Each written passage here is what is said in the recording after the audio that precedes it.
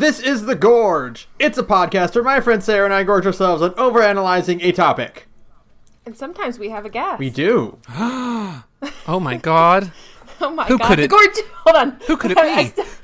Who could it be? It's the same person we always have on a guest. But first, I have to do my other spiel, so sit tight, Saturn. The Gorge is brought to you by Patreon. That's patreon.com/thegorge, where for just $5 a month, you gain access to not one, but two podcasts. You get, for $2, That's Hell You're Walking Into, a podcast where I subject Ben to the whims of Kinoko Nasu and teach him what's going on in the Nasu-verse.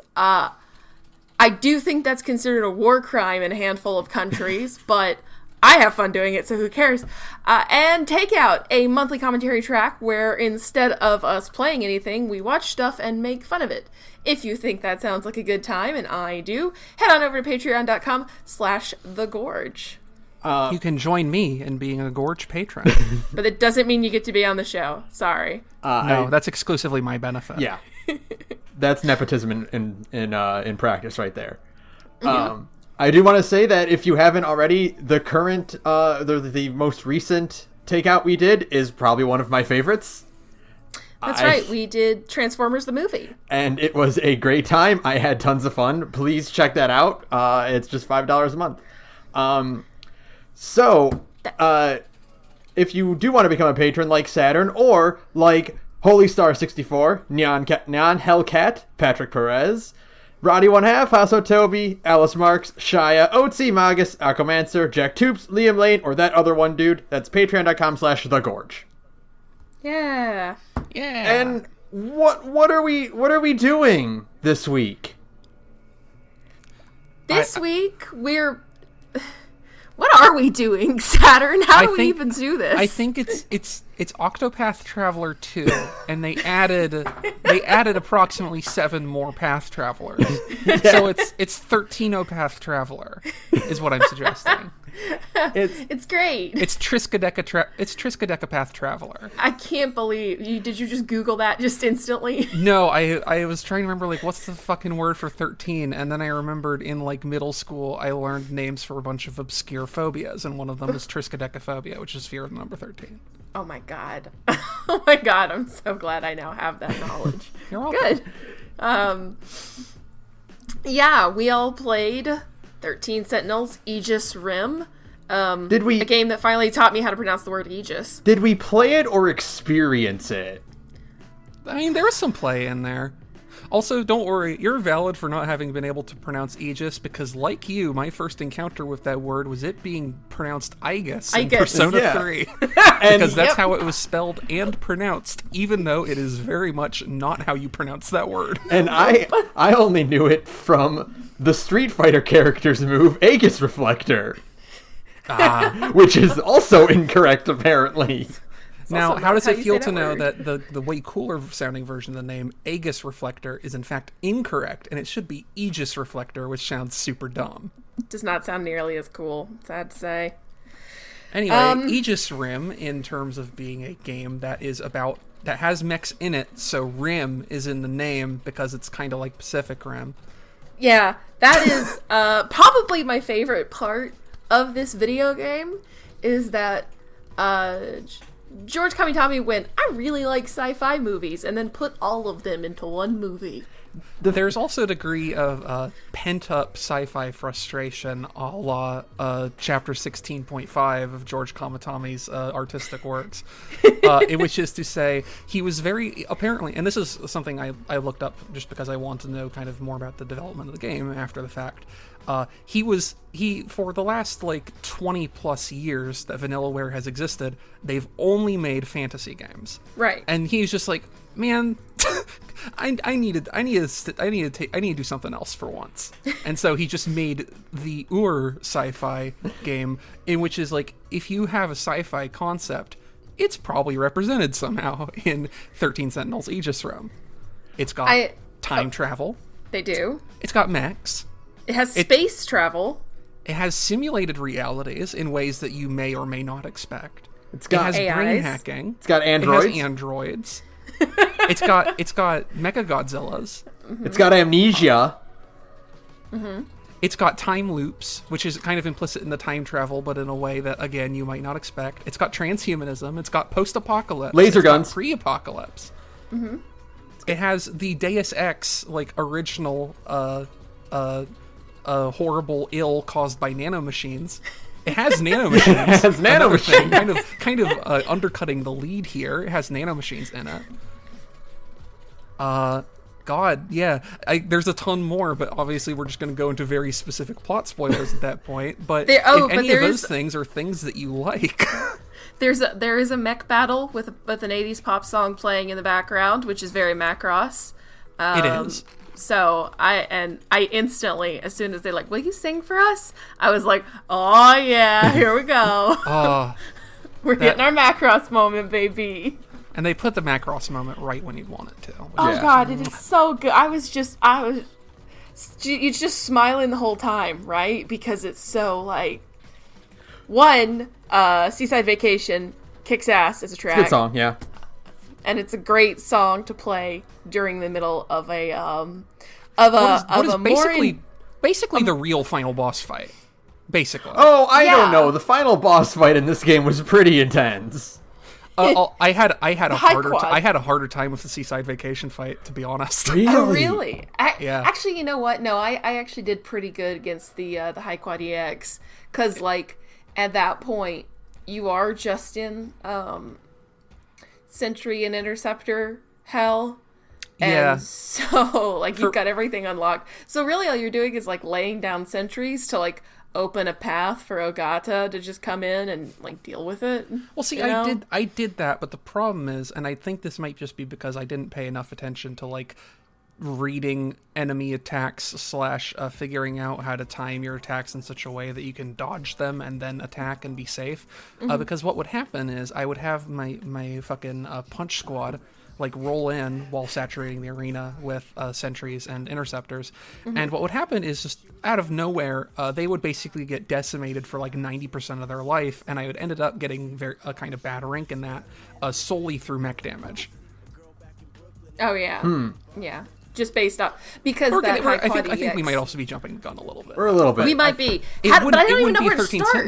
It wouldn't be a 13 Sentinels podcast if we didn't start with the end. Yeah. So, that's true, actually. But and the thing is, like, it's like, where do you even like start talking about this mess? I do want to get one point out before we lose complete track of it. It's just that calling this game Aegis Rim in reference to Pacific Rim is a lot like Miyamoto calling his character Donkey Kong because Big Monkey Kong. Right. Yeah. Though I think, to be fair, I think there is an argument that could be made that it's a diegetic name, which is to say Aegis is the computer thing. Right. It's the quote unquote the disc, and the rim is the circular barrier of the encased city. Oh. Because it's the rim of the Aegis. Yeah, that tracks actually. But I think the choice of the word rim, which I should note, isn't used anywhere in the script at all. No, of course not. No. aside from the title, is probably to draw. It's probably a Paul marketing. Yeah. It's a Paul marketing, is what I'm saying. But it's a Pacific Rim reference. Not an unearned one. No, but no. I mean, it's pretty. This game is pretty Pacific Rim in terms of. You gotta use your feelings to pilot this mech. It's fine. Yeah. Yeah.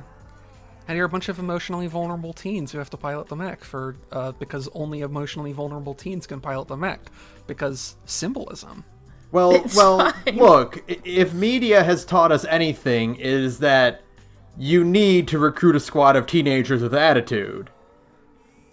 Indeed, especially, and if there's giant robots involved, buddy, those are going to be some fucked up teens. Yeah. Every single one of these teens has so many problems, except for Iori Fuyusaka. Well, Iori Fuyusaka's problem is that she's got 700 versions of herself running around in this goddamn game. Iori Fuyusaka's problem is that she loves boys too much. What I really enjoy about it, because like the game to a degree kind of gives you the feeling early on that Jiro Kurosabe, who is a kind of boring, unremarkable teen who likes movies, is maybe supposed to be your kind of protagonist of sorts because he's kind of boring. He has this mystery about him, about maybe being someone he doesn't remember he is, etc., etc. But Iori Fuyusaka is the real protagonist because this is explicitly supposed to be a shoujo mech game. Like, explicitly, it's supposed to be shoujo. And she is the one who's like, I don't know what's going on, but I'm piloting a giant robot, and there's this hot boy who's kind of like James Bond, and I'm gonna hang out on his motorcycle. And that's my whole scene. That's all I'm about. It's so good. It's so good. All I can ever think of is there's that bit toward the end of the game where Sekigahara's like fucking Decepticon motorcycle. I love his motorcycle. It's so fucking cool. It's so cool. But all I can think is that Iori Fuyusaka hopped on a Decepticon motorcycle with like this hot, mysterious boy and left Miwako Sawatari behind.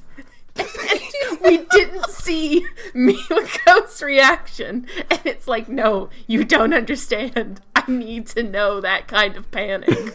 God, I think it's truly just the most blessed thing that in this game, with so many himbos and bimbos, this is a game that is replete with characters who have zero brain cells. Everyone We is have not so one but stupid. two dumb punch Iori boys. Fuyusaka, who is the completely normal protagonist, is the one, and a person who has multiple brain cells comparatively, who's like, you know what?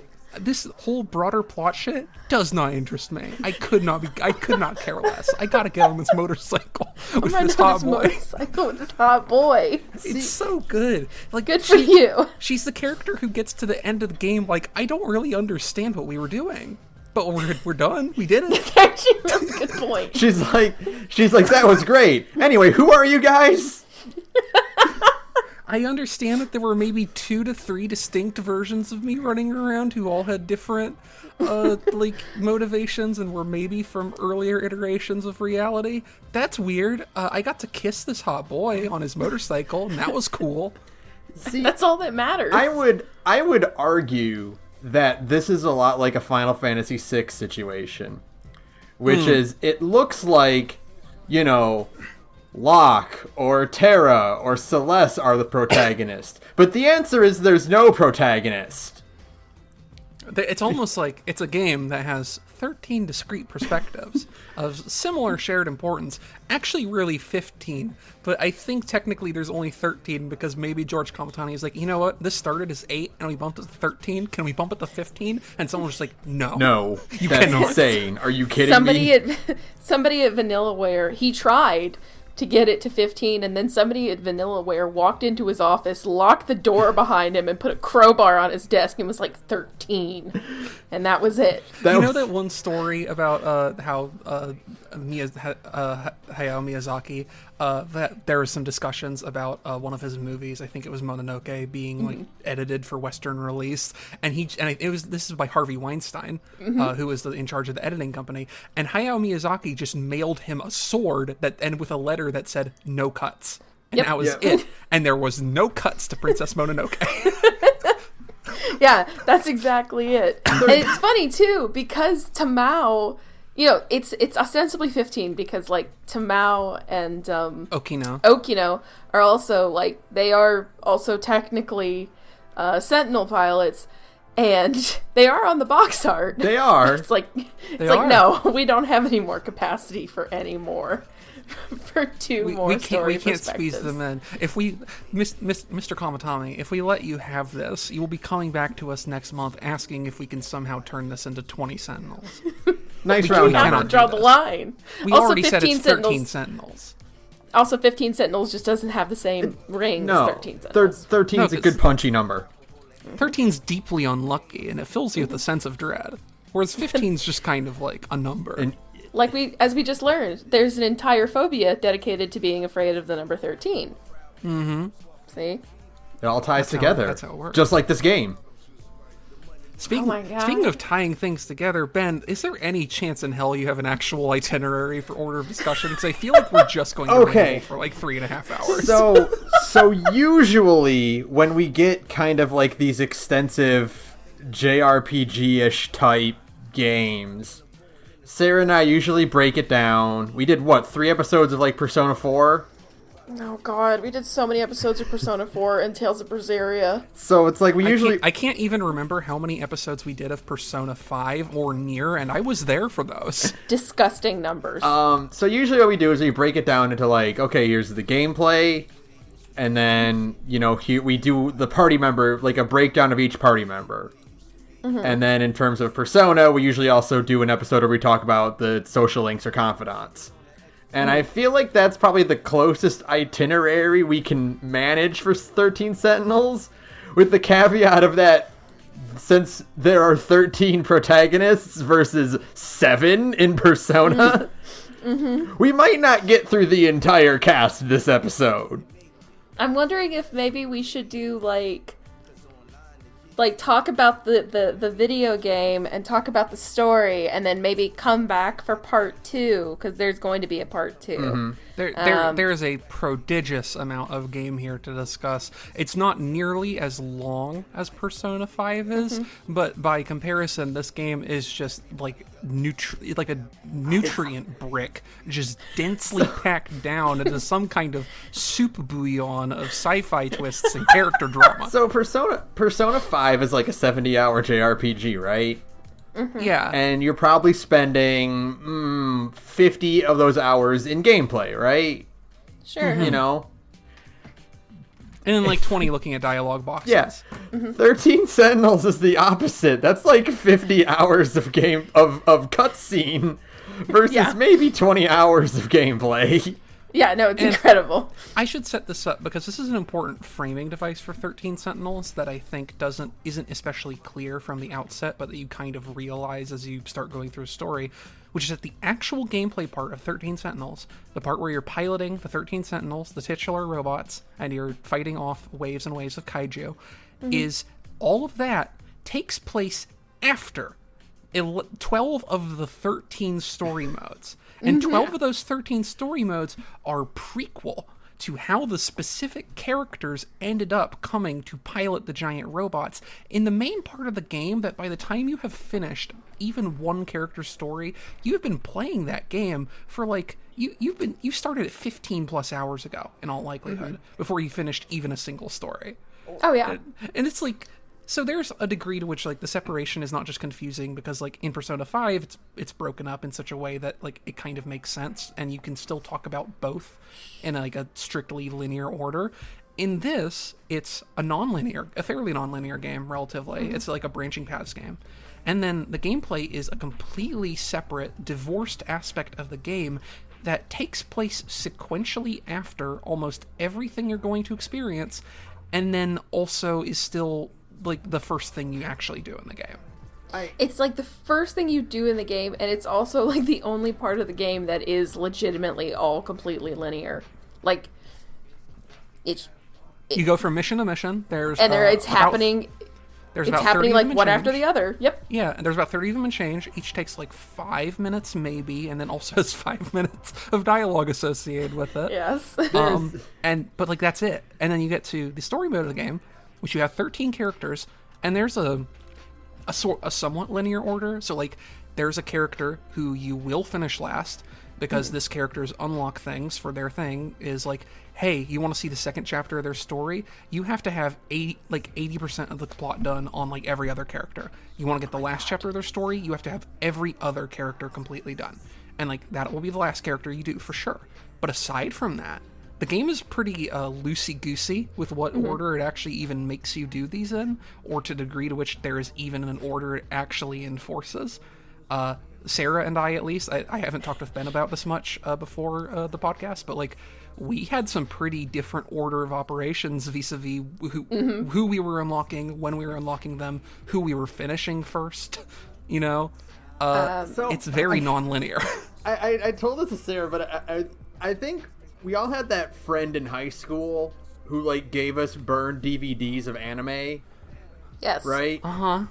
This is playing 13 Sentinels is like getting some like really obscure anime that you have no idea what it is from that friend, but they burned the DVDs wrong and the episodes are in the wrong order and not labeled, so you don't actually know like what the correct order is, but you're just kind of watching them. What this is the version of her story that isn't like overly artsy fucking stupid bullshit. It's cool.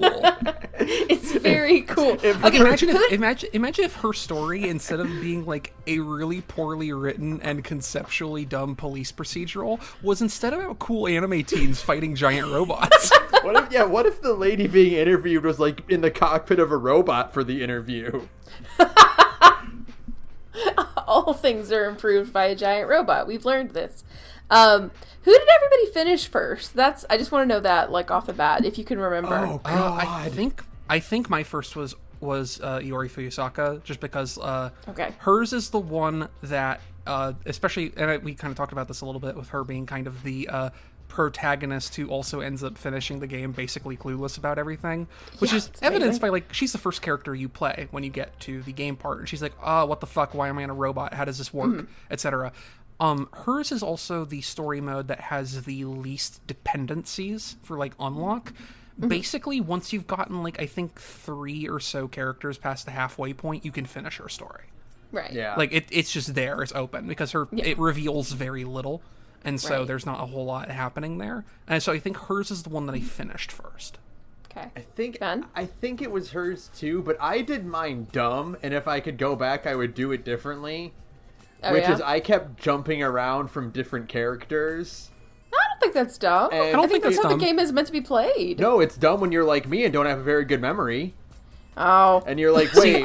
See, I think I played the game the dumb way, because what I would do is I would pick a character and I would play their thing until the game told me I wasn't allowed to anymore, because I had to go do someone else or go do more combat missions first.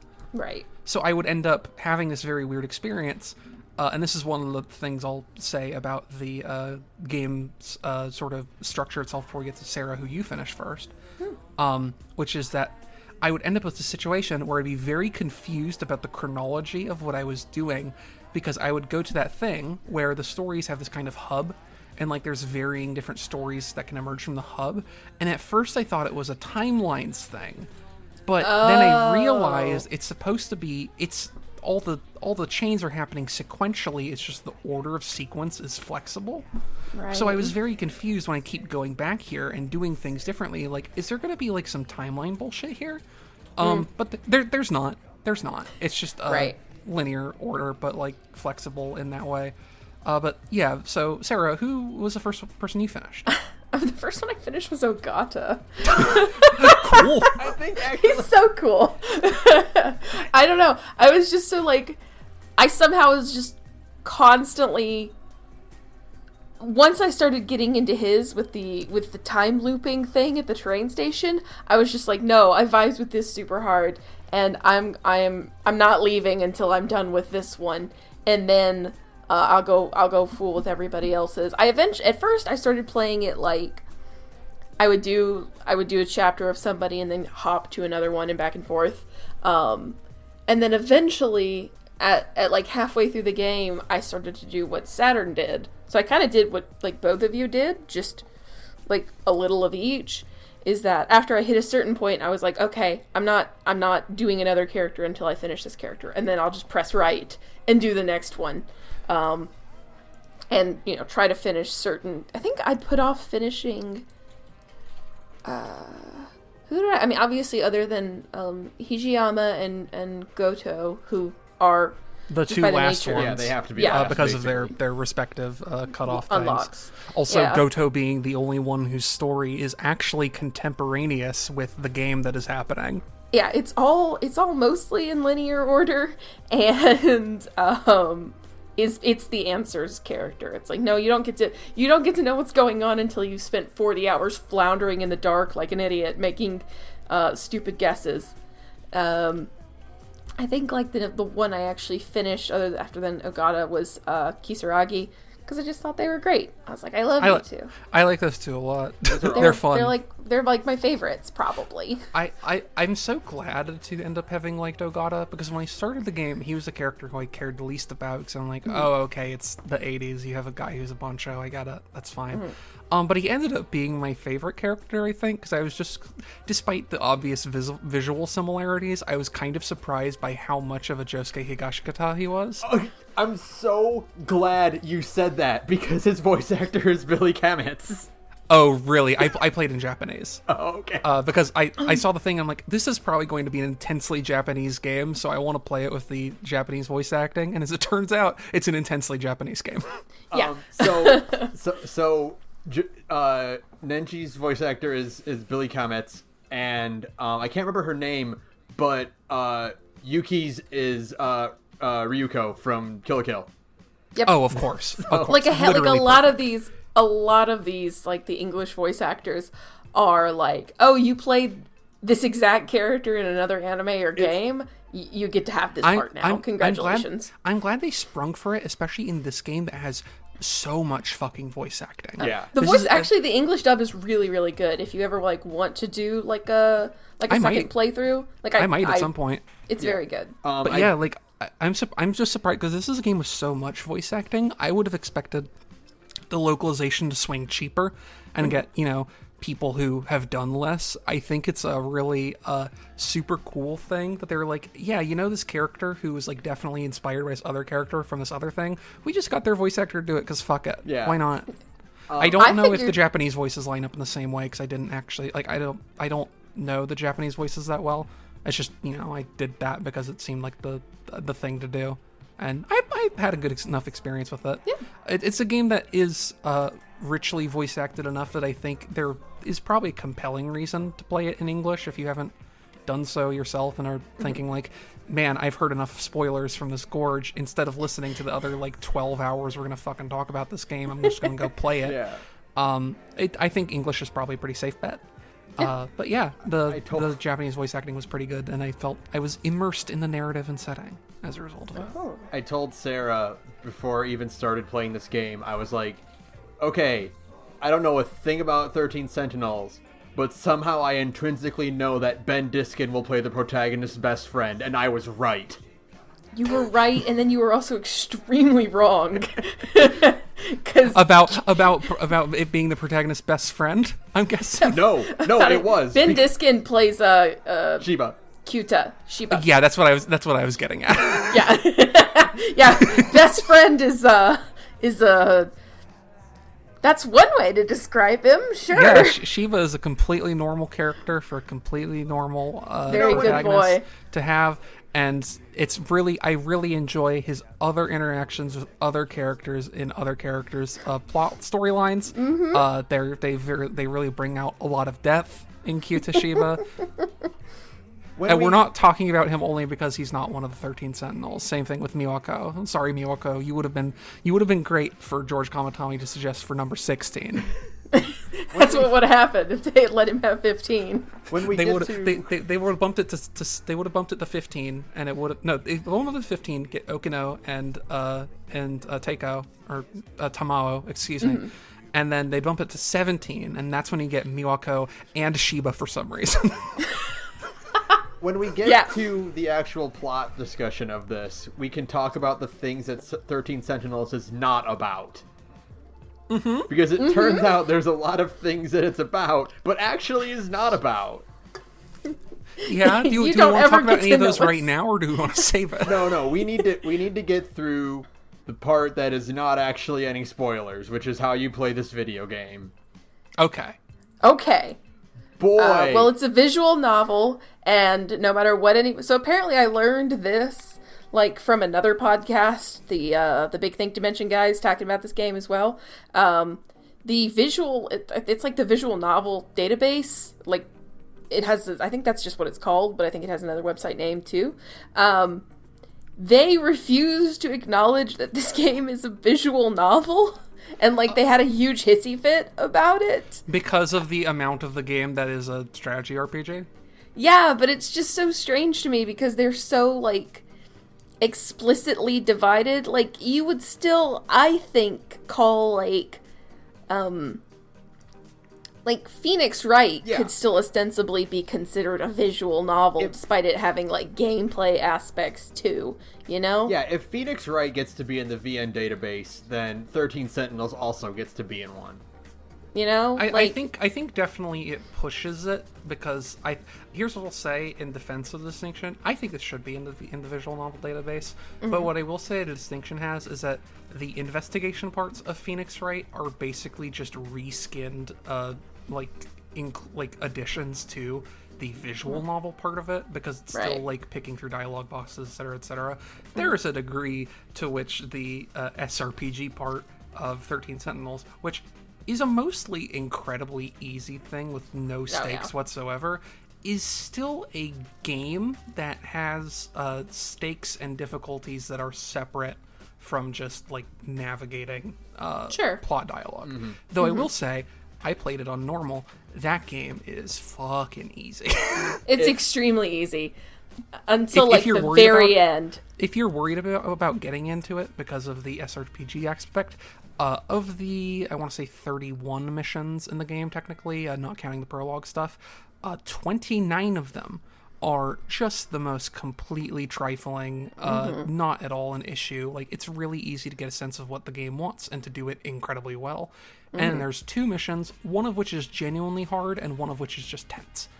Yeah. Because the one that is tense just takes a lot of time and throws things at you that you think you won't be able to deal with, but if you've gotten through the game to that point, you will be able to deal with them pretty easily. You'll still be able to handle it perfectly fine. Yeah. It is by no means a difficult game as far as I know. I think the only thing that starts being difficult is once you get to the, if you do the post-game at all, for any reason, which I haven't touched, but it adds a 4th area that has, I think, an infinite. It's like an infinite wave thing, yeah. It's not technically infinite. I think there is a cap, but it is incredibly high. Right. It's like 10,000 or something crazy. Yeah, like that. No, it's And no one's going to do that because it's the hardest content in the game, and it gets harder with every successive wave. Right. And it's I didn't tell you this, Ben. I did tell Saturn this.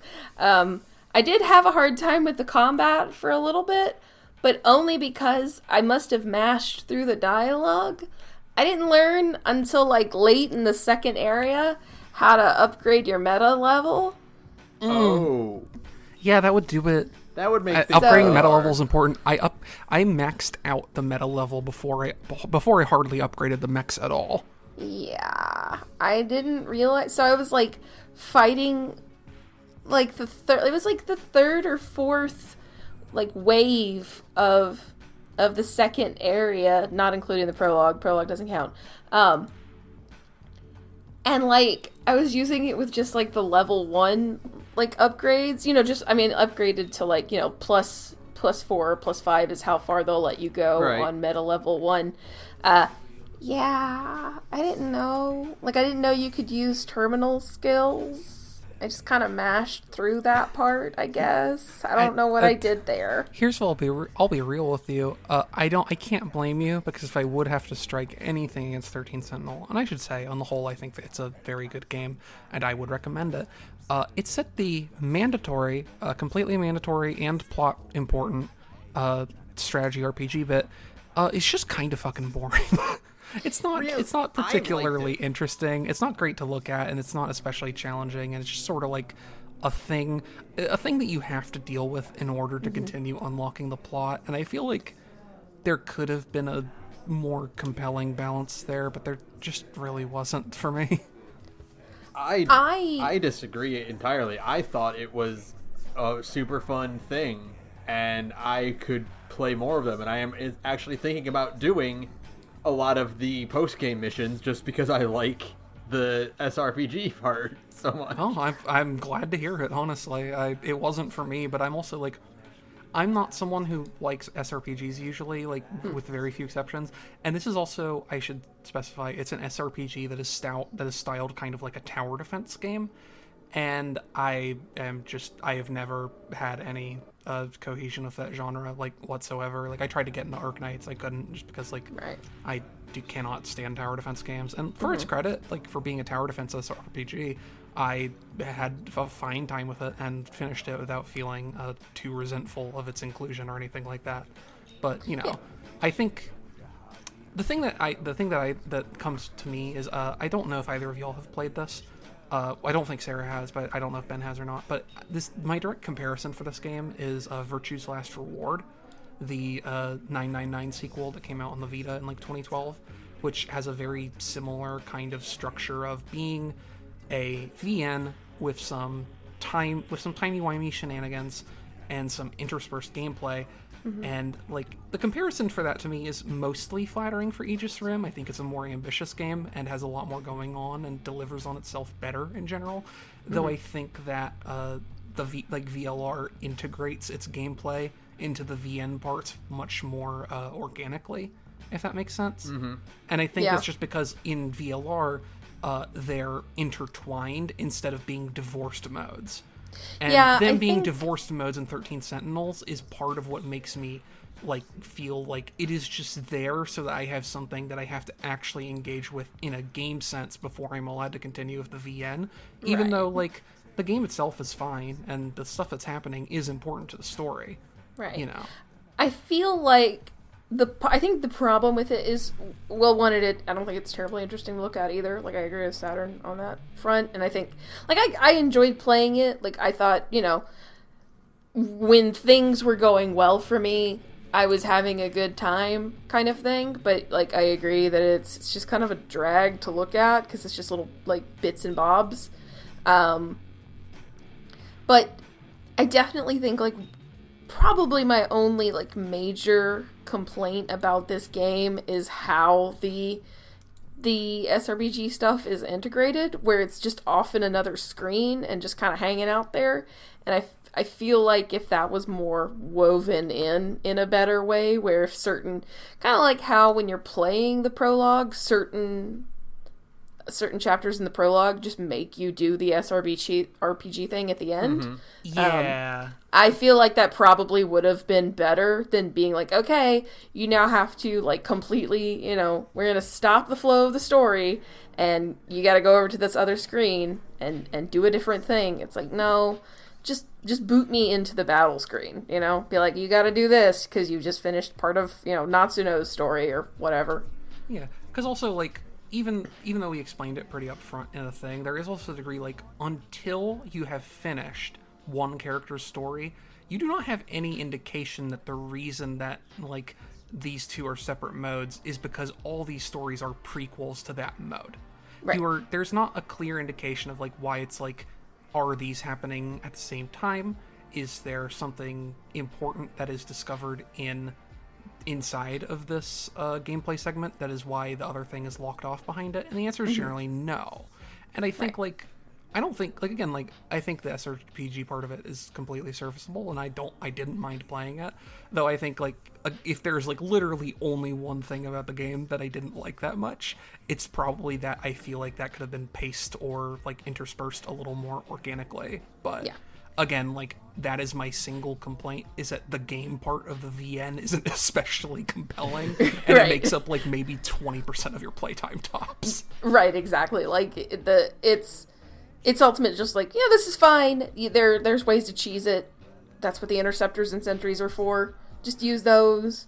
You can make it hard on yourself if you want to, but if you don't want to, you sure as fuck don't have to. Yeah. Just use a bunch of, and you know, just use Ryoko and Goto, and just have the robots do it for you. Get Ogata, put on your fucking hyper condenser, this demolition blade, and just like turn everything into paste.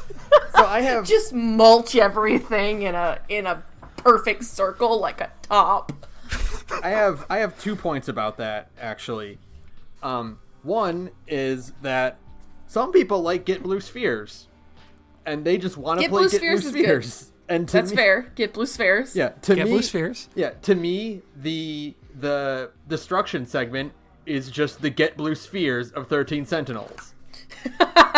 And yeah, that's fair. Because even to the point where after you beat the game, you unlock 4 bazillion destruction missions. Just like if you lock on Sonic 1 cart, you get infinite number of Get Blue Spheres.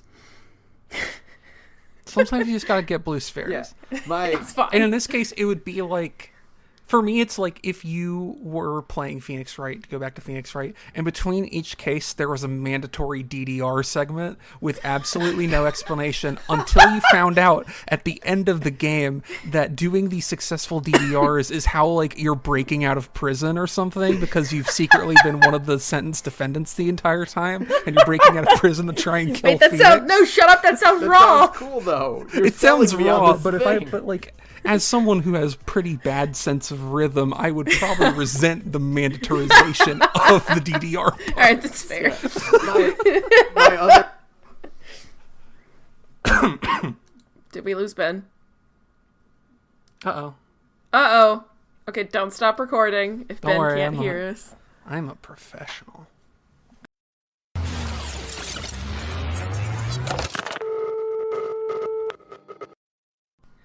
Anyway, I was saying, my other point in regards to the destruction being a separate mode is that I kind of like, after experiencing like 10 hours of really intricate plot, to be like, I need a break. I'm gonna go shoot some robots. Yeah, that's why I think that's why it should just be like integrated into the plot to give your brain a break, right? But no, but like you See, just I have an appreciation of the point, but from the opposite perspective though for me, which is that I'll play like 2 hours of the combat part and I'm like, I need a break. I need to go experience what it's like to be a JFK assassination conspiracy theorist. But see, I don't want it, because sometimes I get in a zone and I'm like, no, I need to see what's happening. Go.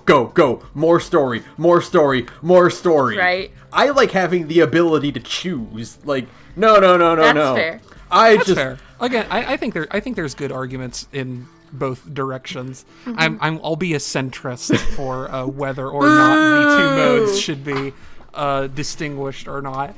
I think there's a version of the game in which they are conjoined that I would probably appreciate more, but would ultimately be a side grade because I know there are people who would appreciate it less. Like, I'll be like, I just learned Miura is a ghost. I need time to comprehend this. I'm going to go do a few destruction missions. What I like about this conversation, by the way, is we could theoretically right now lie about any given plot development, and true. no one would fucking know the difference. Nobody could know. Is Ben saying Miura is a ghost a joke? I don't know. You could fucking find out, buddy. You could argue, actually, in certain degrees, that it's. You could argue he is. You could argue he isn't. You could argue that this even being a discussion about a real plot point is maybe a secret and not true at all. That's a secret plot point that we're gonna talk about later. So there's secret plot point. It depends what layer of reality you're on.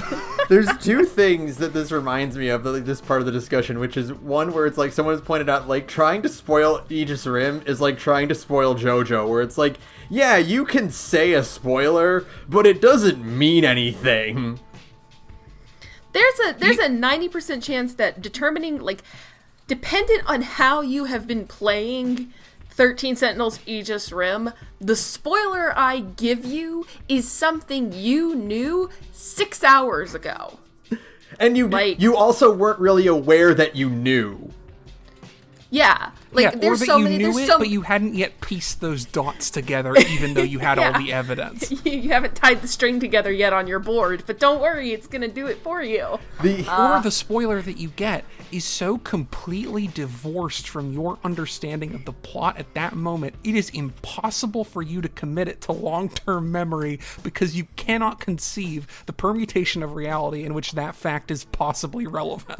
So you're talking about the first point on the timeline, which made me into a crazy person for at least 60 hours. It also reminds me of this Tumblr post where it's like, talking about Homestuck is ridiculous because I could say anything. I could say that Vriska killed Dave, and actually, you know what, I need to stop this post because just remember that Vriska actually did kill Dave. I as a resident Homestuck here, I cannot even remember if Vriska actually killed Dave. I don't think Vriska actually. I cannot abide by a Homestuck conversation on this gorge. But it's I'm sorry. This is. I haven't been here. I don't know if y'all. I don't know if y'all ever did like a Kingdom Hearts thing. I'm sure. Multiple Kingdom Hearts episodes. Ben, have you ever? That's Hell You're Walking Into, Sarah, but for Kingdom Hearts. Yes, that's how You're Walking Into got started. Actually. Okay, cool. This is definitely, of the games I've been here to talk about, the one that invites the most comparisons to Homestuck. Sorry. I'll not abide by it. Okay, so but like legitimately Saturn is right, because like there's multiple protagonists, there are time loops and alternate versions and dead versions and and the alternate versions have different ship dynamics and backwards reverse double Mobius reach arounds into the plot structure. Like, it's pretty analogous to Homestuck How could you do in this a to me? fucked up way. This podcast is over. I quit. You can have a podcast with Saturn instead. Yeah, and we'll just talk about Homestuck and all the ways in which I'm like, man, remember Homestuck and how formative it is on me? That webcomic sucks ass. Remember how my life was completely defined for like 3 years by this thing that I now hate? Remember when mine was defined for 7 years on it because I started reading it when it started and I was 14 years old? Oh no. Remember when That's too formative. Remember when we had formative for the worst thing I've read in maybe my entire life aside from Atlas Shrugged. Remember when we had macros on our computers to alert us when the website updated no matter what we were doing? Yeah, and it was like a little GIF animation of Vriska doing wavy hands and it said update, but it was an 8 at the end because she's a spider. All right. Anyway, Homestuck is terrible. 13 Sentinels is a good video game. Anyway, I feel like in a different world, all of these things could have also been true about the version of 13 Sentinels that is a serially updated webcomic. God. We're gonna find out that they're gonna be like, oh yes, I was influenced by the webcomic Homestuck, and we're just going to have to throw ourselves into a river. It's I'll just walk into the ocean, never to be seen again. I mean, this did take 5 years to write. It feels like it. Number like that, yeah. Yeah. This is an interesting one because you'll note that like the character Kiar is like really different from George Kamatani's usual style, and the reason for this, and like obviously like the actual sprite work in the game is more like in line with like the way Vanillaware games usually look, but like the portraits and stuff are completely different, and that's because all the characters and the mechs and everything else were designed by other artists at Vanillaware, specifically because even though George Kamatami usually leads all the art stuff, he was literally so busy writing the scenario for the game for 3 years that he basically took a complete backseat to the actual development of the game. And that's why there's only one character with a big ass and big tits instead of 10. And it's likely because George Kamatani complained about there not being a character with a huge ass and titties. We gotta have one. It's still a Vanillaware game, guys. Come on. They're like, fine, you can have this George one. Kamatani's just sitting here. George Kamatani is just like sitting there leafing through all these designs like, yeah, I guess they're good. It's just like, could you horn them up a little bit? Like, I'm not asking for much here. You don't have to do anything that would get us in legal hot water, but like, I need a little bit more thigh action going. There's got to be. That's literally why everybody has like their sexy robot summoning sequences. It's because except for the characters for whom it's not sexy because they got fucking marked on a completely innocuous part of their body, which just so happens to be all of the boys guys. and none of the girls. Oh yeah, imagine that. I do think possibly one of the funnier jokes in this game is when Sekigahara is searching Fuyusaka for her switch, and he lifts her skirt, and she's like, "I'm not ready for this," and it's like, "Oh, honey." Oh, yeah. Oh, if it was only sex, honey, you wish it was just sex. Super good. I desperately want the version of this game that is more explicitly just like, here's the events of the game through Iori Fuyusaka's eyes, and it's just like, damn, everyone I know is sexy, and also I'm gonna get a giant robot. This could be fun. Oh my god, good time. The other version of it is and pilot a robot. I will, less funny, but still a thing I appreciate, is the degree to which they go to make the the robot summoning switches, like, which are clearly like a character concept thing, and turn that into a diegetic thing. And the specific interaction that Tomi and Yakushuji have because of that, with Tomi's being on her back. Yes, because Yakushiji couldn't look her in the face when she shot her with the gun. I was about to say that's one of my favorite jokes in the thing, which is the bit where Kisaragi yells at Yakushiji for shooting her in the back because it makes her switch hard to get at. Yeah, it's so fucking good. It's amazing. How do we even get a... Oh, no! All right, so This game defies comprehension. We were talking about Homestuck and George Kamatani being horny. So and then we got here somehow. I just think of Chihiro in the black cat suit, but she's doing the pose where she's kneeling in front of like the little boy, and like all of the knives are going into her back. And it's just like horny character design, and it's just the rest of them is the little boy is just labeled like every other underage school student in this game. Yeah. When Chihiro does the pose where she is resting her humongous titties on her crossed arms, that's her holding up the weight of George Kamatani's desire from protecting it from falling all over the rest of the cast. It's so goofy. Like, I love this game, but like the fact that Morimura has two poses, and it's either here are my humongous tits or here's my giant shiny ass, is incredible. It really does, like, usually, like, you know, fan service shit doesn't take me out of a story because I have been watching anime since I was a small child, and after a certain point you just kind of like your brain just kind of glosses over and you go, okay. Like, I could take Tales of Berseria seriously. But, like almost every single emotional scene with Morimura, I'm just like... is undercut by her fucking...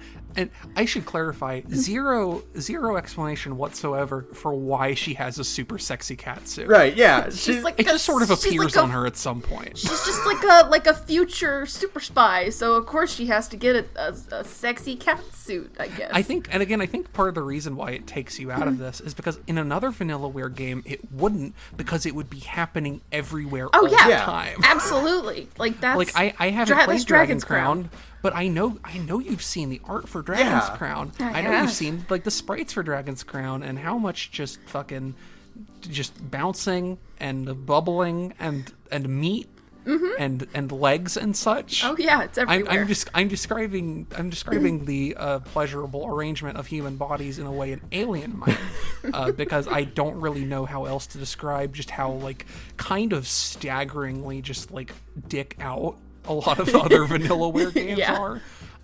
Which is to say, compared to this game, which is almost completely sexless, aside from the comical cat girl spy. This is a game where every single protagonist actually on screen appears nude. And yet it is... And there's like no fan service to it whatsoever. And it's still not as horny as just Chihiro Morimura standing there. With her, specifically, like, her in her black cat suit. Okay, actually, rewind that. Both of her, like, neutral positions, either as the school nurse, where she, like Saturn says, is holding the weight of the world as though she were Atlas, except it's her boobs. Or... Like Mia Fey from fucking Phoenix Wright. Speaking of... To go back to that VN. Or her other neutral pose is in her black cat suit, where she just has her back to the camera at all times with her giant, shiny, leather cat-suited ass just out for the whole world to see. With that suit, like vacuum sealed around her body. It is like so egregious. It like we mentioned, it does like the line double cross from being like ooh la la to being like what the fuck is happening here? Where and everybody's just like ooh future Iori, and I'm like I don't know, y'all. Well, all the high school boys. The high school because boys. Of course. Yeah, of course. They're all like, extreme. damn, tall lady with a giant butt and like black vinyl vacuum sealed catsuit. All right. All right, yeah. I'm here for this dark future. Oh, it's so funny. It is. There's so many scenes. It's especially funny because like all the teenagers are shorter than her, so they're all like any scene where she's talking to them, they're all like basically at boob height. And I don't know, I just can't stop thinking it's funny. I'm like, haha, giant tits. But you know, it's fine. She's an interesting character. I kept expecting them to make her more sympathetic, and to a degree she is. Like, it turns out that she's like right, but like she's really not either. It's amazing. Yeah. We can't really talk about them. We're trying to like not talk about the characters until later, but like I am very surprised by that. Specifically can't talk about Chihiro until later because she's one of the characters who is wrapped up in the game's much broader scale mystery that doesn't really get unraveled until way later. Mm-hmm. So we're kind of trying to talk around it a bit, but she has a lot of stuff going on. It's very interesting. Everyone has a lot of stuff going on in this game. Oh god, everyone has a lot of stuff going on except for Natsuno Minami, who has nothing in that head. I'm talking like negative thoughts. That's where brain cells go to die. I love her. I posted this on my private personal Twitter, but I will repeat it here for the sake of the listening audience. At a double date with Miura, Natsuno, Okino, and Hijiyama, a double date with the four of them, there's one brain cell at the table, and it belongs to Okino. Those other three, head fucking empty. Nothing going on in any of those heads. I mean, those are like four of my favorite characters. I actually am surprised I ended up liking Minami as much, because like usually I don't vibe with that kind of character type, where it's like, I'm so obsessed with like aliens or whatever that I don't actually get what's going on, you know? I'm always like, yeah, for me, I think that character works for me because I usually see that with like kind of like weirdo pseudo nerds, but she's just like a airhead jock. Yeah. Who's like, who loves aliens. You know what's cool? The TV program Unsolved Mysteries. Has based her entire personality around unsolved mysteries, and you know what? Good for you, honey.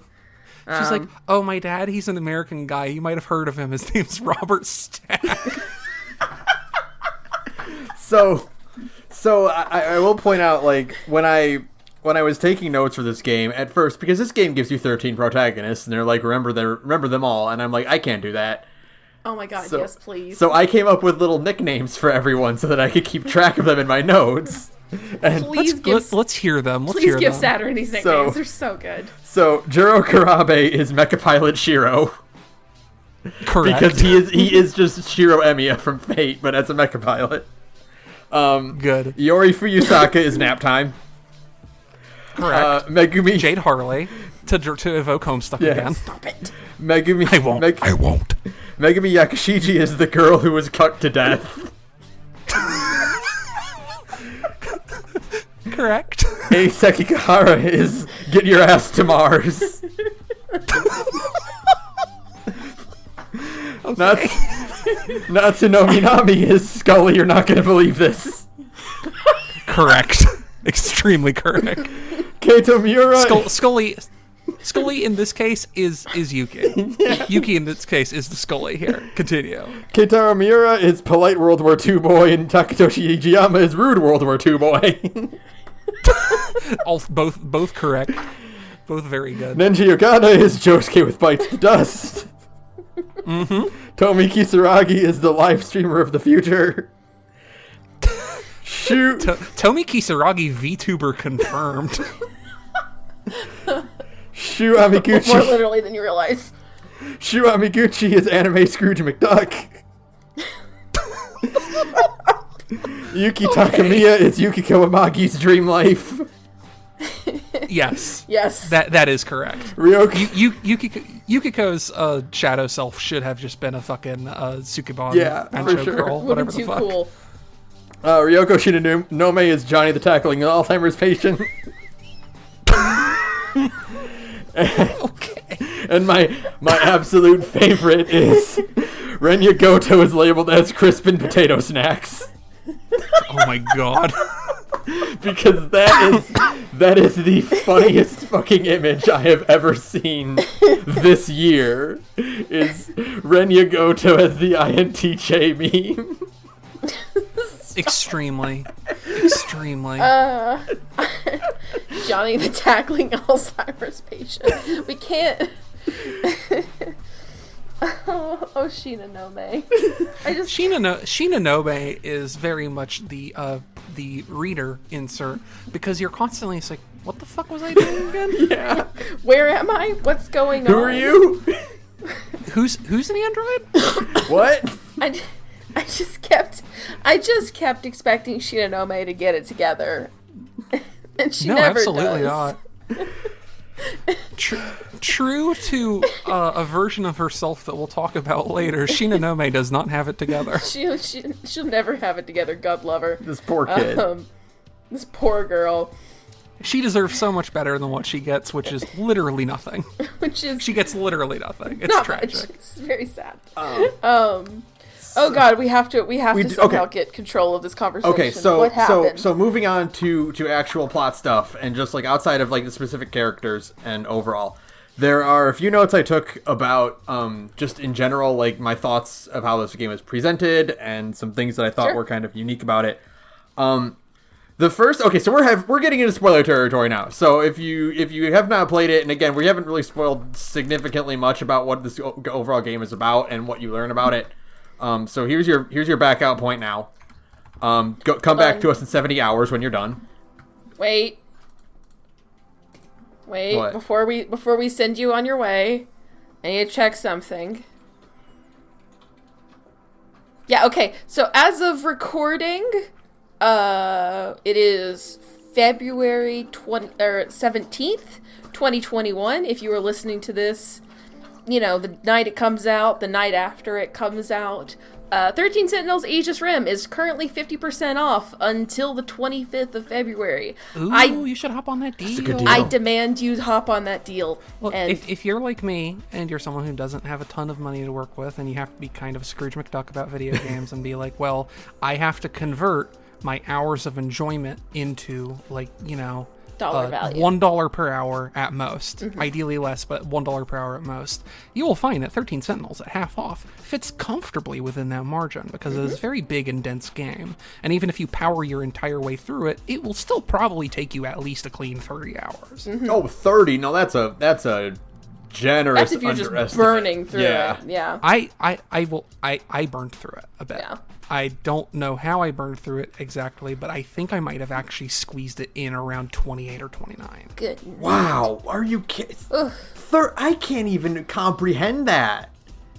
I feel like that's like binging Ava in like a weekend. You kind of. Yes, that is how I consume things. Is the problem? I know. My problem is that I play Destiny 2 a lot, and because it's an MMO light, there's a degree to which my brain has rewired itself to consume things in a somewhat optimal fashion without compromising my ability to enjoy it. Destiny 2, right? Mm-hmm. So for me, I'm just sort of playing this thing like I have to solve this problem of not wanting to have to go back through things unnecessarily. And so I was very thoughtful to go through the game in a way that required me to not redo things as much as possible. So I saw very few. I didn't get stuck in a whole lot of scenes. Right, is what I'll say. Okay. But yeah, it's half off, so I demand you play it. That being said, we are going to talk about spoilers now. So, I think one of the things that I found really interesting about this game as I played it is, for one thing, the timeline of this game is super confusing. I said earlier on that it's kind of like, playing it is kind of like watching an anime in the wrong order. But even if you just watch the timeline, like, in order that the game gives you, like, it's still not necessarily in chronological order. What I find super interesting about it is that even though these characters are all interacting and their stories are overlapping with each other, there's only a handful of cutscenes that are actually repeated, and those that are repeated because they're important. Yeah, Yeah, because there is an important distinction between how one of the two characters are, like, their context for the cutscene. Yeah. There's, like, a very minor but important one, which is when Juro Kurabe, I was thinking Kuro because it's a different name, or Juro Kurabe talks to Shu Amaguchi about coming to his house to hang out. It is an incredibly innocuous cutscene in both perspectives, but having both of those perspectives on the cutscene is one of the most important reveals in the entire game. Yeah. I texted Sarah and I'm like, wait a minute. Someone is missing from this scene. What? All I ever do, I picked this habit up from you, Saturn. Anytime he texted me with stuff like that, all I do is send back a smiley face. Be like, It's the most efficient way to convey your benign malice.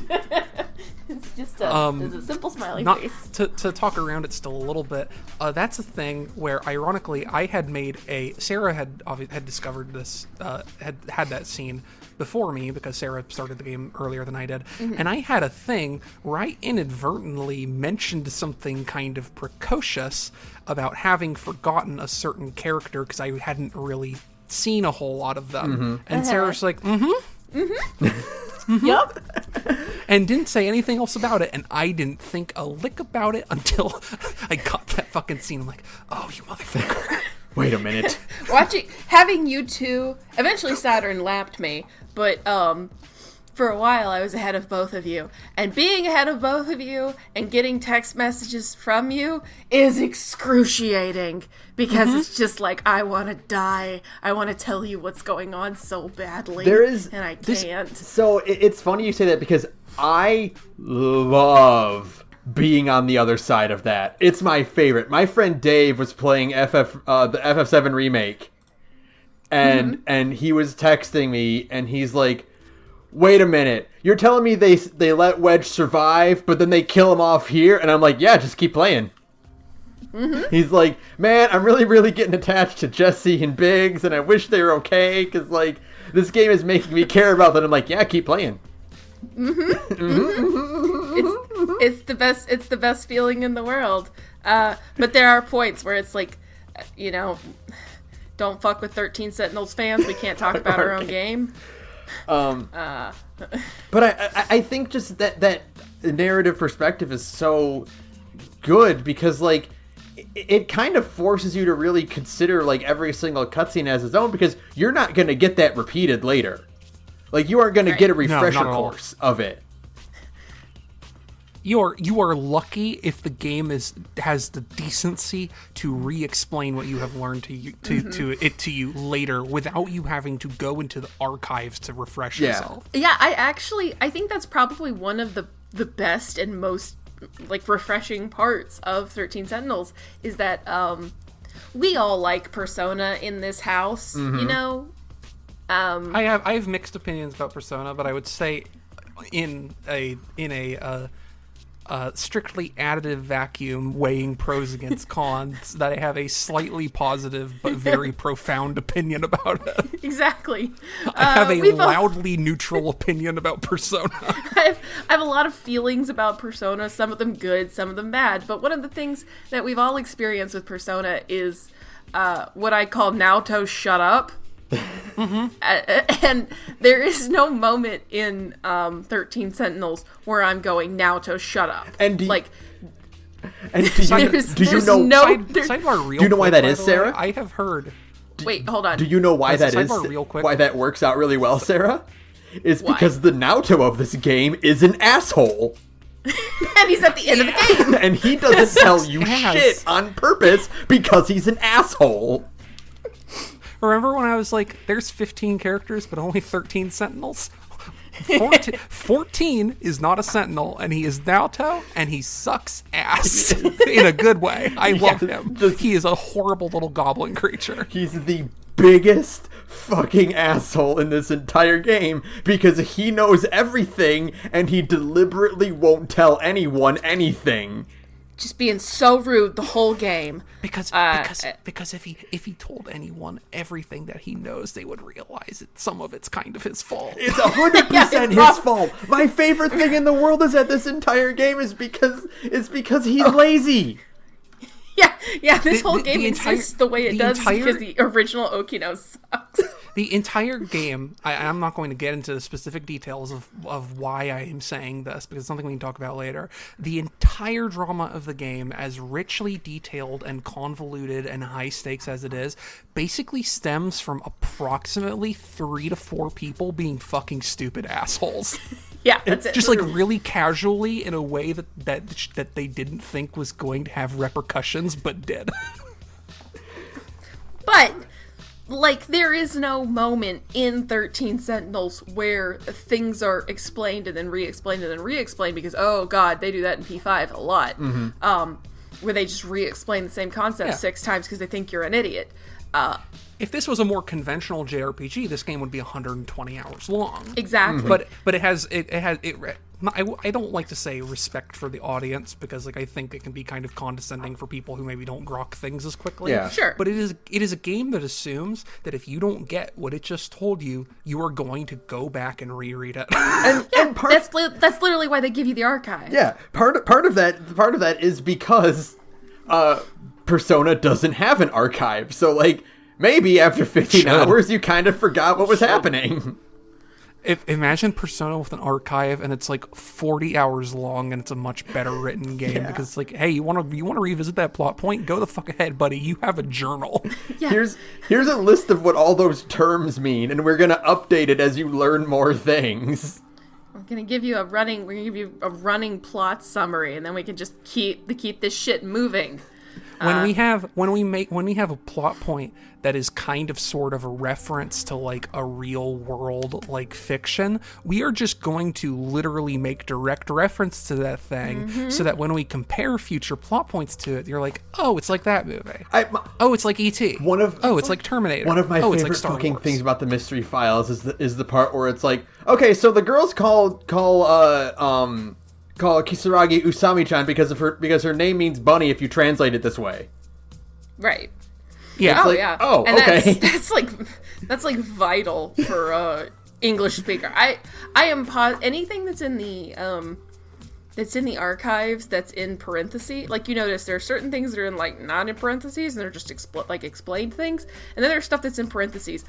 I swear to God, I think everything in parentheses was added for Western audiences. It's just for English speakers to be like, almost certainly. This is why they do this. It's part of the reason it's like a Japanese pun that you will never get. Like, part of the reason I did this with the Japanese voices, like, as someone who doesn't speak fucking any Japanese aside from being able to recognize it, is that like there is so much of this game that I can tell off the bat is fucking untranslatable. Oh yeah. Like, there are so many, like, it is a game that I thought, like, there's a good chance it's going to be very rooted in modern urban Japan, so I should, like, take a step back. And guess what? It's a game that's rooted in modern urban Japan. It's also a game that's rooted in 1980s Japan, and in 1940s Japan, and in the future Japan, and in Japanese culture and media production. I'm like, oh, okay. It was a good idea to leave at least a little bit of that intact. Yeah. They explain... I don't still quite get it, but they do explain, like, why Kyuta Shiba somehow translates is directly referencing 426. Yeah. I know that the she is 4 because each Nissan. It's a way to write. It's a way to write 4 in a certain one of the alphabets. I think.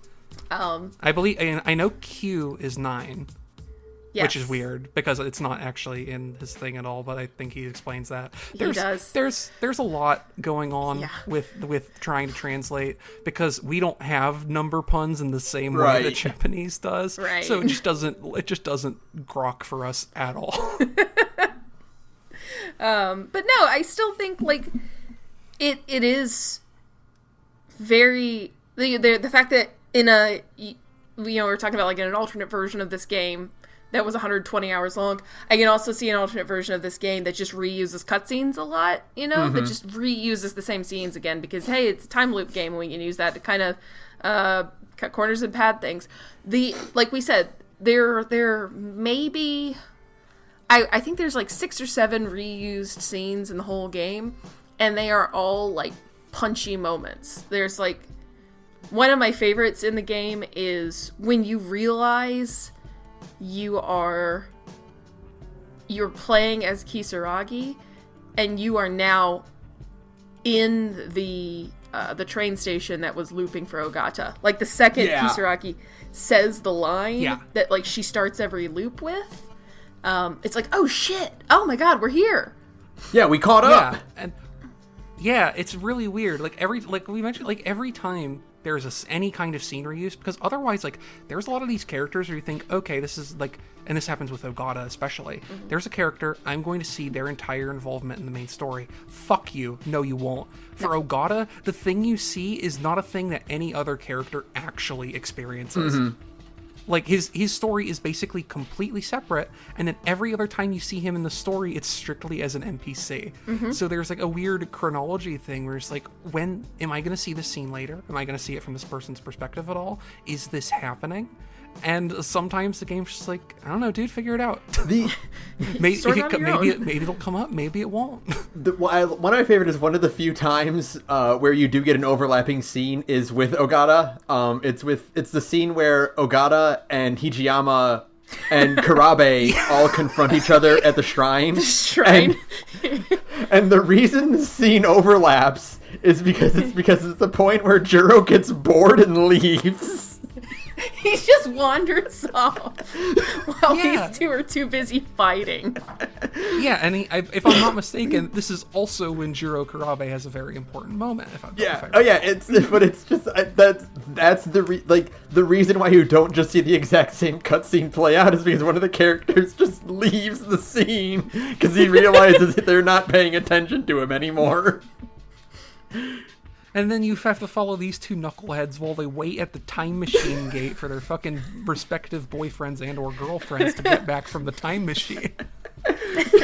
And all of their fucking arguing in the bushes is like my favorite thing in the world. Where they're just like, you really couldn't get in the other bush. Like, you just had to stand next to me, really. One of my favorite exchanges in the entire game is, hey, so do you know how to work the whole time travel thing? You don't either, huh?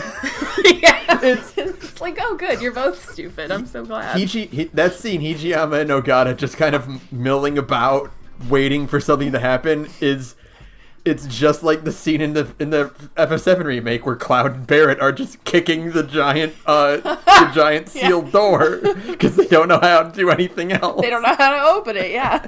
Oh my god. It's my favorite. I love it. But no, I just think that's just really, really strong storytelling for a game like this that is so convoluted and looping and backwards, and you are definitely not going to experience it in order because you can't experience in order.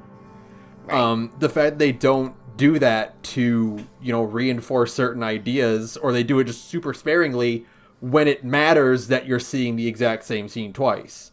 Right.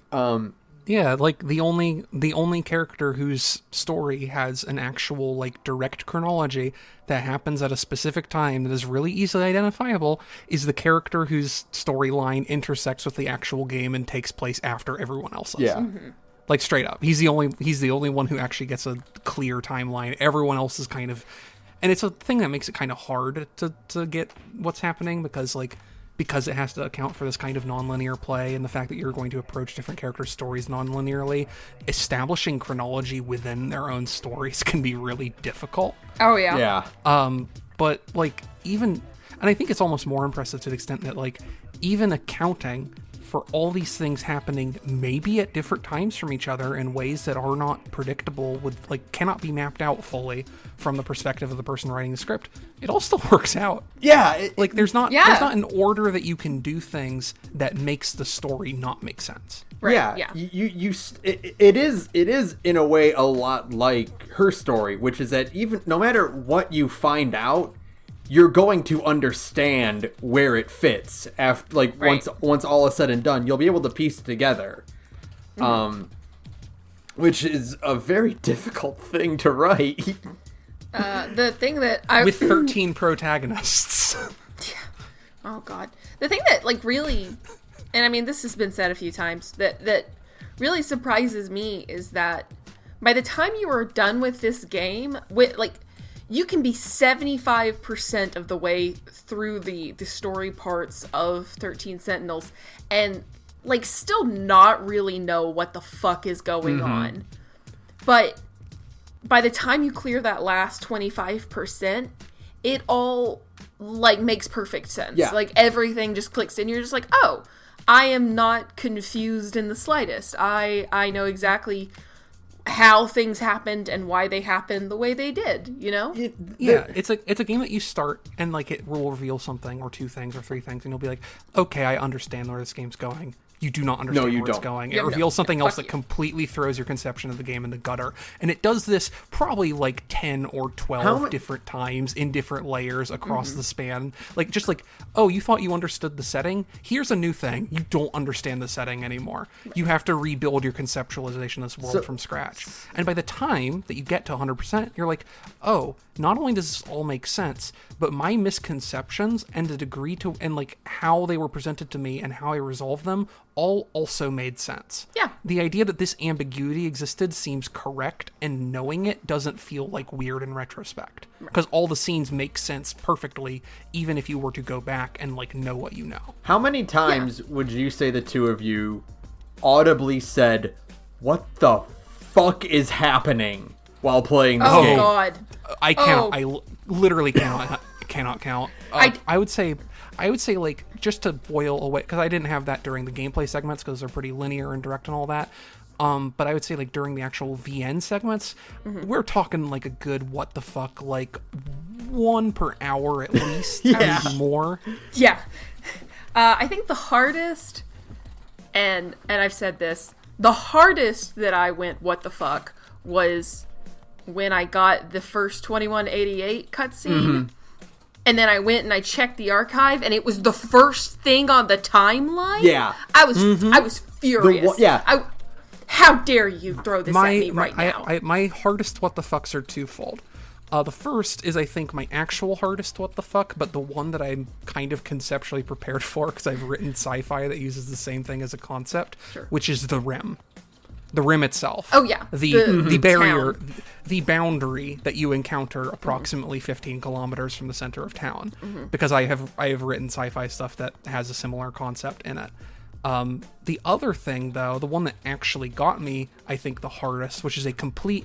This is a no mystery thing. This isn't related to the game throwing a curveball my way. Just a complete what the fuck thing is the last timestamp that you get from looking at the final piece in the mystery files of when the actual time is. Like how long it's been since the first event in the timeline. Yeah, exactly. Which is to say, a fucking cartoonishly long amount of time that puts Nier Automata to shame. I agree with Sarah. The one that got me the hardest is the first 2188 one, and it's because it's very specifically not just that it's 2188, because by this point I had gotten used to time travel and jumping around different eras and stuff. The thing that got me the hardest, and like the reason why I just like lost all conception of what this game is because by that point you had already probably gotten twists like Tomi is from the future and etc. It's the cutscene where Keitaro is very clearly in the future, right? He's in the future and he's talking to Natsuno about stuff. And it's like, okay, well, at some point, the two of them are just going to go to the future and be in the future as adults, I guess. Right. And Keitaro Miura, who ostensibly grew up in 1945 and does not know how a machine is now a like licensed space machine operator and seems pretty cool with the entire situation. Yeah, and it's like, okay, I know who Captain America is. I can grasp that. But then then he starts talking about, God, if I could live anywhere, I would love to live in the 1940s. And I just went, what? Excuse me? Yeah. Wait a minute, dude. Your favorite thing is the fact that you lived in the 1940s.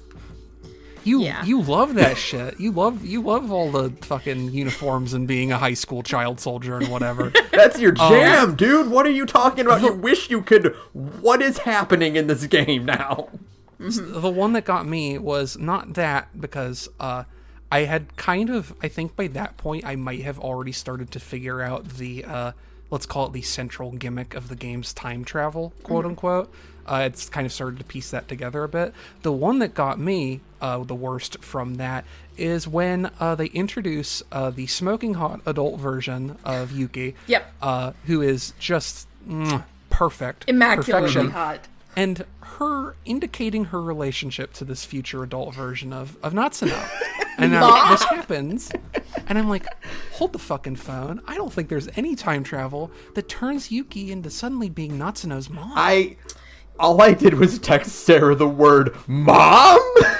Yeah, I think I tweeted the word mom as well when I got to that sequence. I will say, though, what that did is it keyed me into one of the secret little sly things that the game does, which is when a character finds himself blushing feverishly for one reason or another, it's not because of some thing they're necessarily feeling in the moment, but because they have some metatextual awareness that they have been related to this person somehow in an alternate timeline and or past. What we're saying is I really spent the first I don't know how 10 hours of the story going like, Yuki really loves Natsuno. They would be cute. They would be cute Labibus. Wouldn't that When it comes be to nice? Labibus, they would be a good one. And you know what? I feel so burned from Chie and Yukiko not being that it would be cool to have two characters who are basically Chie and Yukiko get to be that, because that would be cool. But no, it's because she's her mom. And then the game goes, no. No. I'm not going to say the specific movie or the specific nature of the spoiler, but I think this might just be a thing that happens because Al recently had an experience watching a certain Studio Ghibli movie, and you're like, damn, is this lesbians? And Mr. Studio Ghibli is like, no, one of them is grandma secretly. And you're like, oh, I was hoping this was lesbians, but I see that it's grandma secretly. We do forgive George Kamitani for tricking us into wanting lesbians, because we did get like actual, two male characters ostensibly, saying I love you on screen and being in a romantic relationship. And it's like, all right, fine, you're fine. Like, you don't have to go to jail, George Kamitani. And like later on, like only as explicitly as in it's not actually depicted on screen because they don't, but like basically being explicitly in a sexual relationship as well. I'm not shying away from that. Yeah, absolutely. Like it's not, they're not coy about it, like, I mean, they're coy about it in the way that like normal couples are coy about the fact that they're fucking, Yeah, but the good part is that one of them is an absolute chaos goblin that I would probably play on Big Gay Nerds, and the other one is a Japanese nationalist from 1945 who's like, I'm not gay, that's impossible. The other one is a caveman. Like this boy who sometimes dresses like a girl. Is the only person who I like. It's incredible. It's incredible that Takatoshi Hijiyama somehow found himself in the timeline, big finger quotes, where he isn't gay, but like, no, I'm sorry, my dude. That is the one thing about 2188 that doesn't make sense to me, is a guy, the one guy of all of them, well, I guess the two of the guys, but like the one of the two guys who is in a homosexual relationship directly, of the very small amount of people who are involved in this whole project, and no one else is ostensibly that way, except maybe for Iori, who kind of, plays both sides of the fence, so to speak. The one guy who is like explicitly definitely gay, though, it's like, where would be a cool place to live? Japan in 1945. I feel like I could really be myself there. I would be so happy. And I have to assume that this is because in the maybe not even grimdark, maybe completely preferable world of 2188, the course of history is such that the idea that you could go back to a point in time and homophobia exists is so far from people's conceptualization that they didn't even think about it just doesn't enter into his mind at all. Also, Saturn, you have to remember that they're making up their own version of 1945. So you just might have, they might have just kind of quietly deleted the homophobia folder. That's true. Okino being Okino probably was like, you know what, this homophobia simulation, we don't need it. We don't want the homophobia. It's kind of like, why would you make a robot that can scream? Why would I make a simulation where people are homophobes? Well, Saturn, Okino couldn't find a video game that had a homophobia folder in it, so he couldn't copy it over.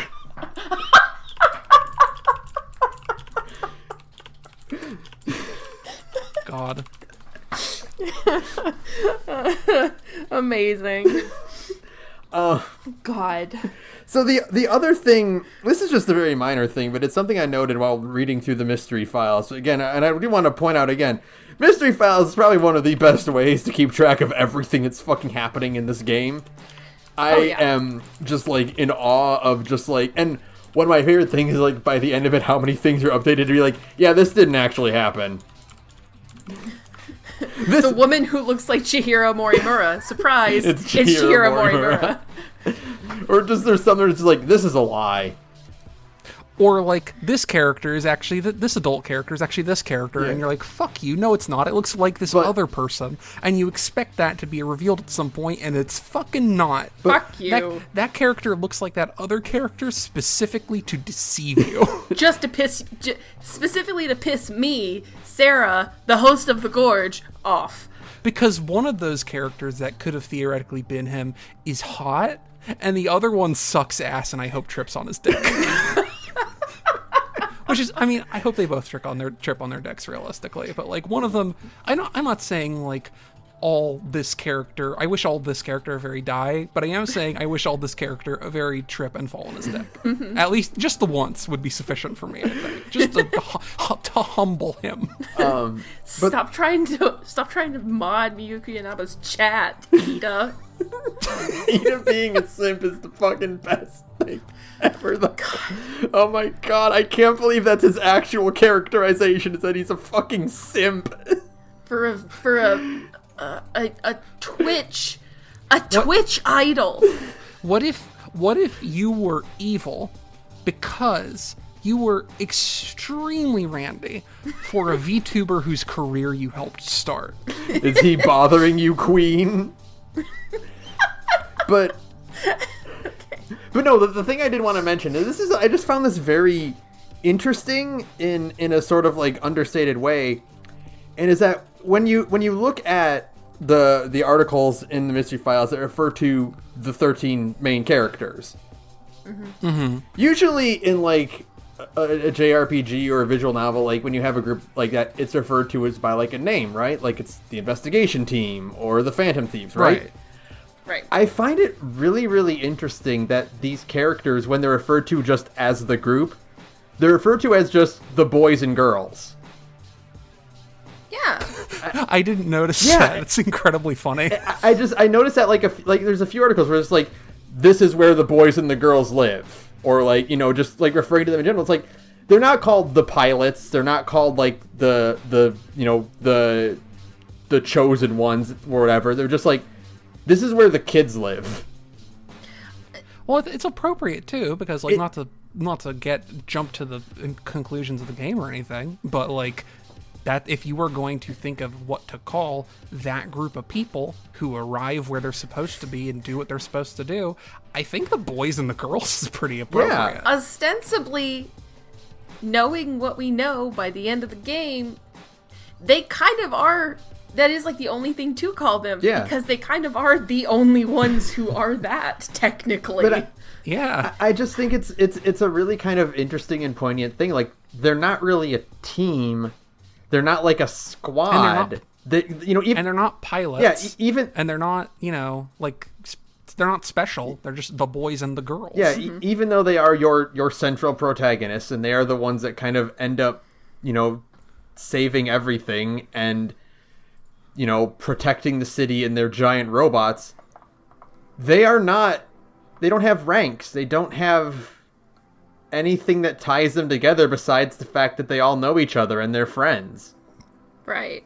I just thought that was very interesting, and it really ties in with this whole overarching theme, and it's one of my favorite themes in anything, which is when you have this group of unassuming individuals who slowly realize they are, against their will basically, part of something that's been going on for a long time and have been unknowingly pushed to kind of continue this legacy or this trend that they had no control over or no say in. They just got roped into it. Right. And I love that shit. I love it so much. Yeah, and like when you get the explanation for why the 13 protagonists are who they are, it doesn't really give you any extra, like, it's not like, so this is the secret reason. It's like, no, even in that scenario, most of these are just people who happened to be there. Yeah. Yeah. This is just who happened to be the group that is there, and like very few of them had prior relationships before everything happened. Like they explicitly say, like, in the 2188 segments, I can't remember who it is in the cutscene, but like they're talking about, like, do we really want to include him in this thing? And it's like, well, we don't have anyone else we can use. I think that was about A, probably. I think it was about A or Juro, I think, where they're just like, who else do we have available that we can get on board? Yeah, and then you get like the clip about how Yakushuji got on board. Mm-hmm. And you're like, there's a fucking very easy line to draw where it becomes possible. There's a version of this game where Yakushuji isn't in it because she just doesn't make it. Yeah. Yeah.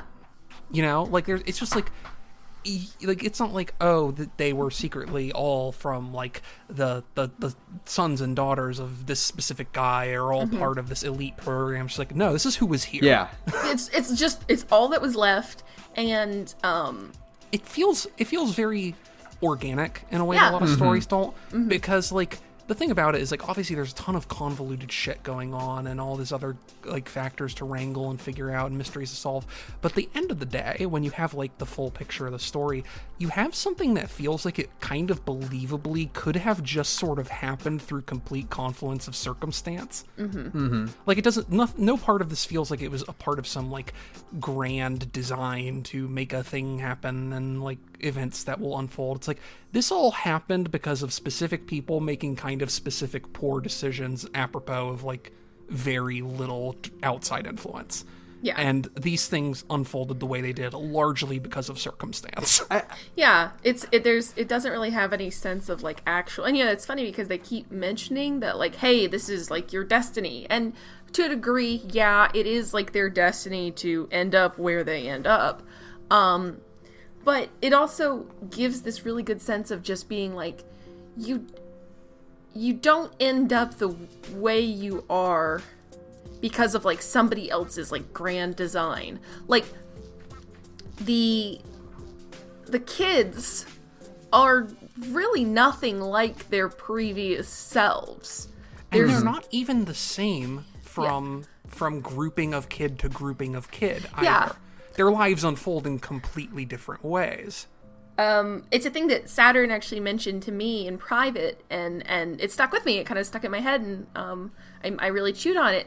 I think one of the reasons that, like, the romance in this game really works, and one of the best elements of the romance in this game, is that it's not, what did you call it? It's not like a Gnostic interpretation of love. Yeah, it's not an idea that the person that you are, or the things that you love, or your fate in the world is somehow intrinsically tied to this, like, ethereal soul that persists in the fabric of reality beyond, like, what we know. The game very clearly makes the argument for, no, we are defined by our circumstances before anything else. Yeah, because, like, none of, like, the Fuyusaka that we know, the one who doesn't become Morimura, she has no romantic interest in Kurabe. But, like, Morimura. I think she gets like flushy with him once because she has that metatextual awareness, and that's it. Mm-hmm. That's it.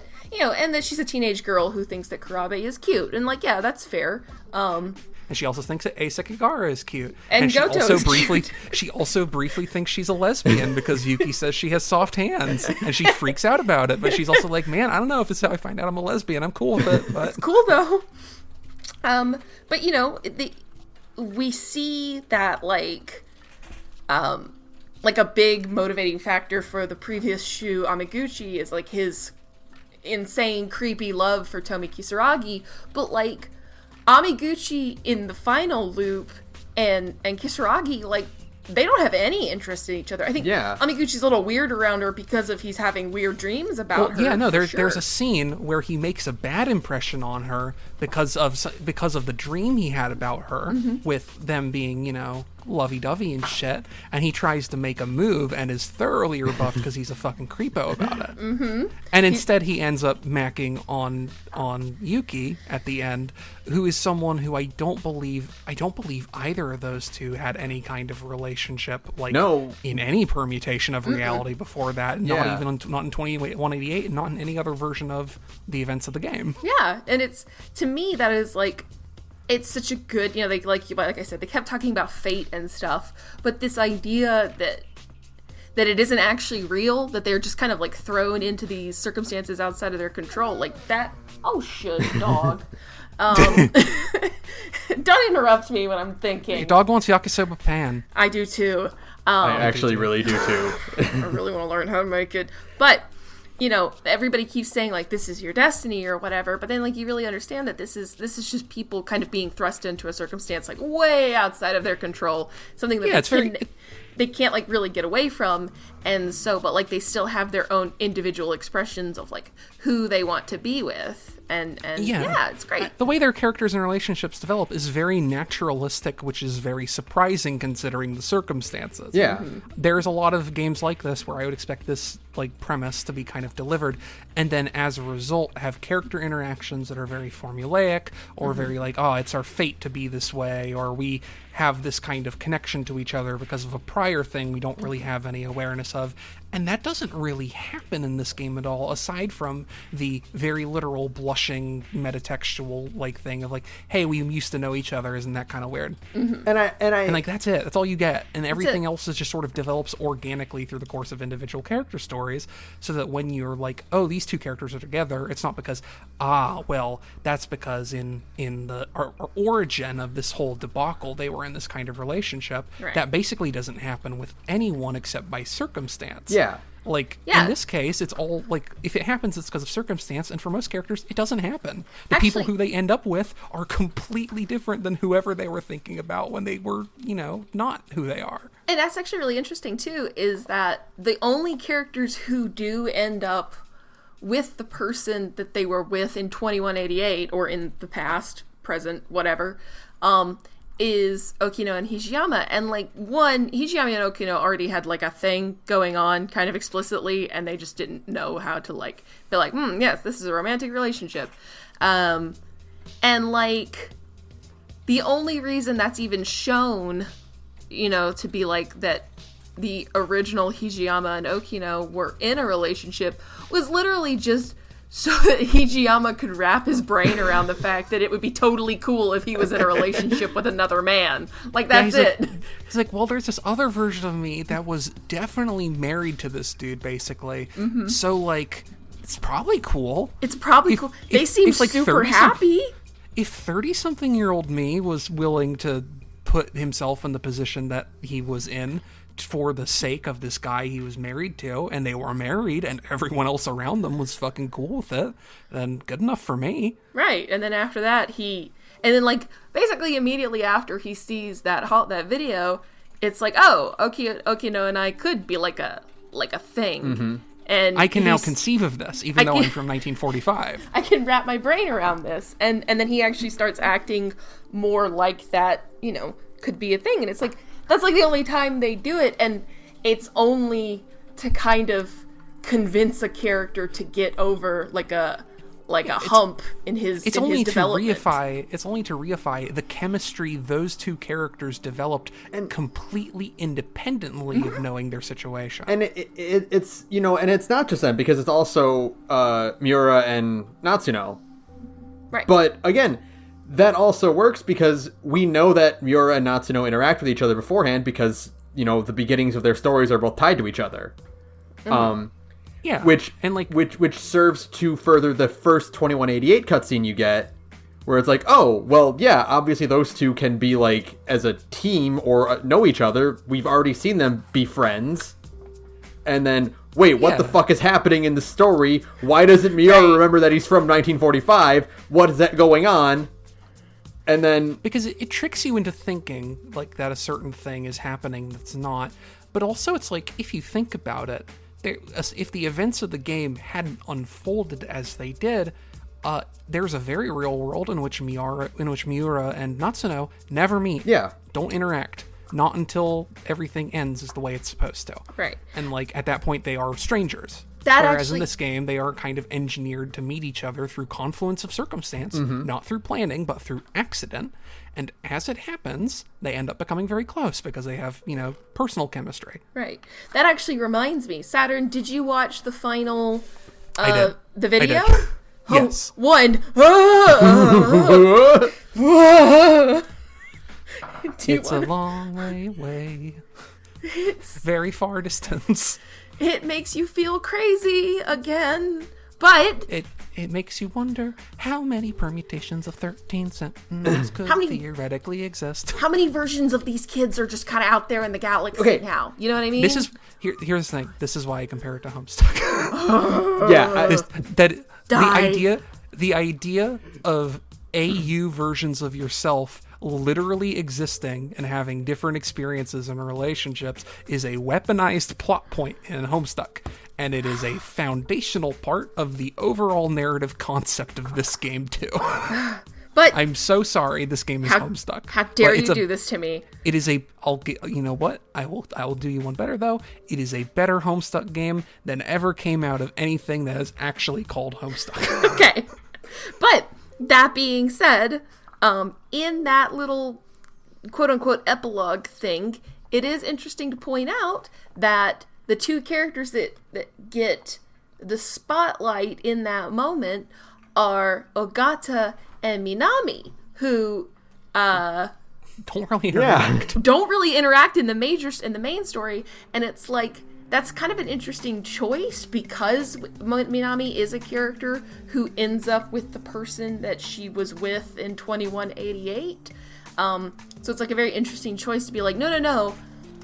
These permutations could happen any number of ways. You could have Ogata and Minami, like, Yeah, you know. there's no like romantic suggestion in the scene. But No, of because course of what not. you know from the game, Exactly. at the point when you get to epilogue, you're like, there's a good chance these characters end up fucking macking later. Right. Which is And it's not something I would have even considered because in 13 Sentinels, these two characters barely interact outside of like some like minor dialogue exchanges in the battle mode. Yeah. and it's great. It's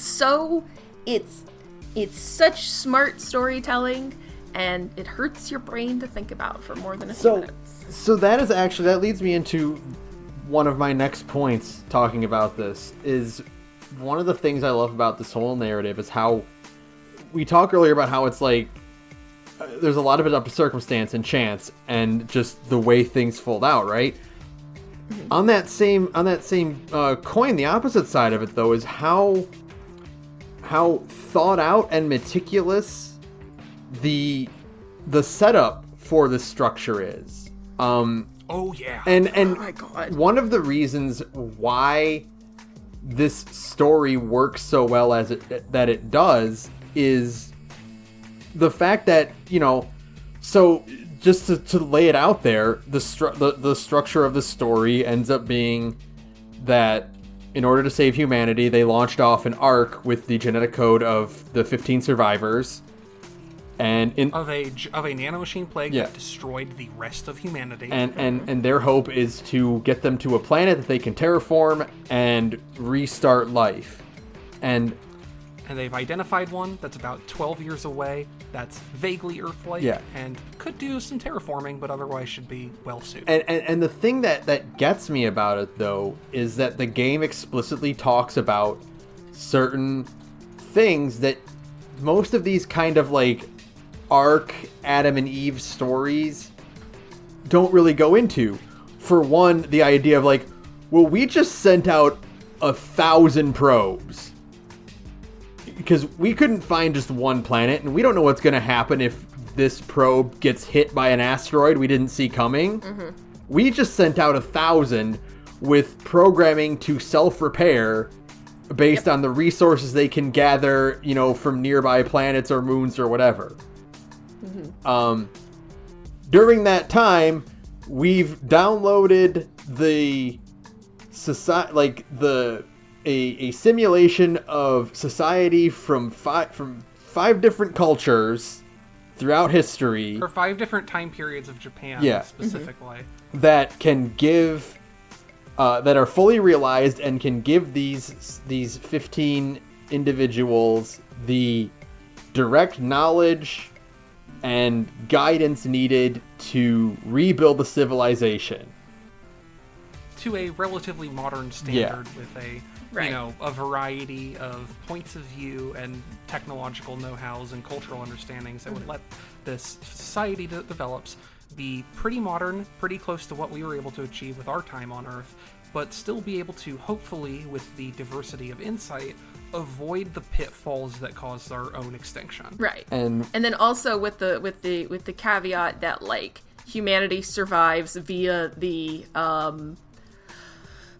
proliferation of our culture. Like, it's important to, like, not only make sure the genetic species survives, but also to make sure that, like, Earth cultural understanding survive, because that is how, like, our legacy continues to live on, even if it has been a shit zillion many years since everybody who's ever lived is now dead, you know? When our seed finds purchase on a planet 12 light years away, long after the Earth itself has probably been ravaged by all sorts of, like, literal geological calamities beyond our reckoning, it's important that our descendants know what Godzilla is. Yes. It's vital. Thank you that Godzilla continue to exist. If they don't know what World War II was, then we fucked up.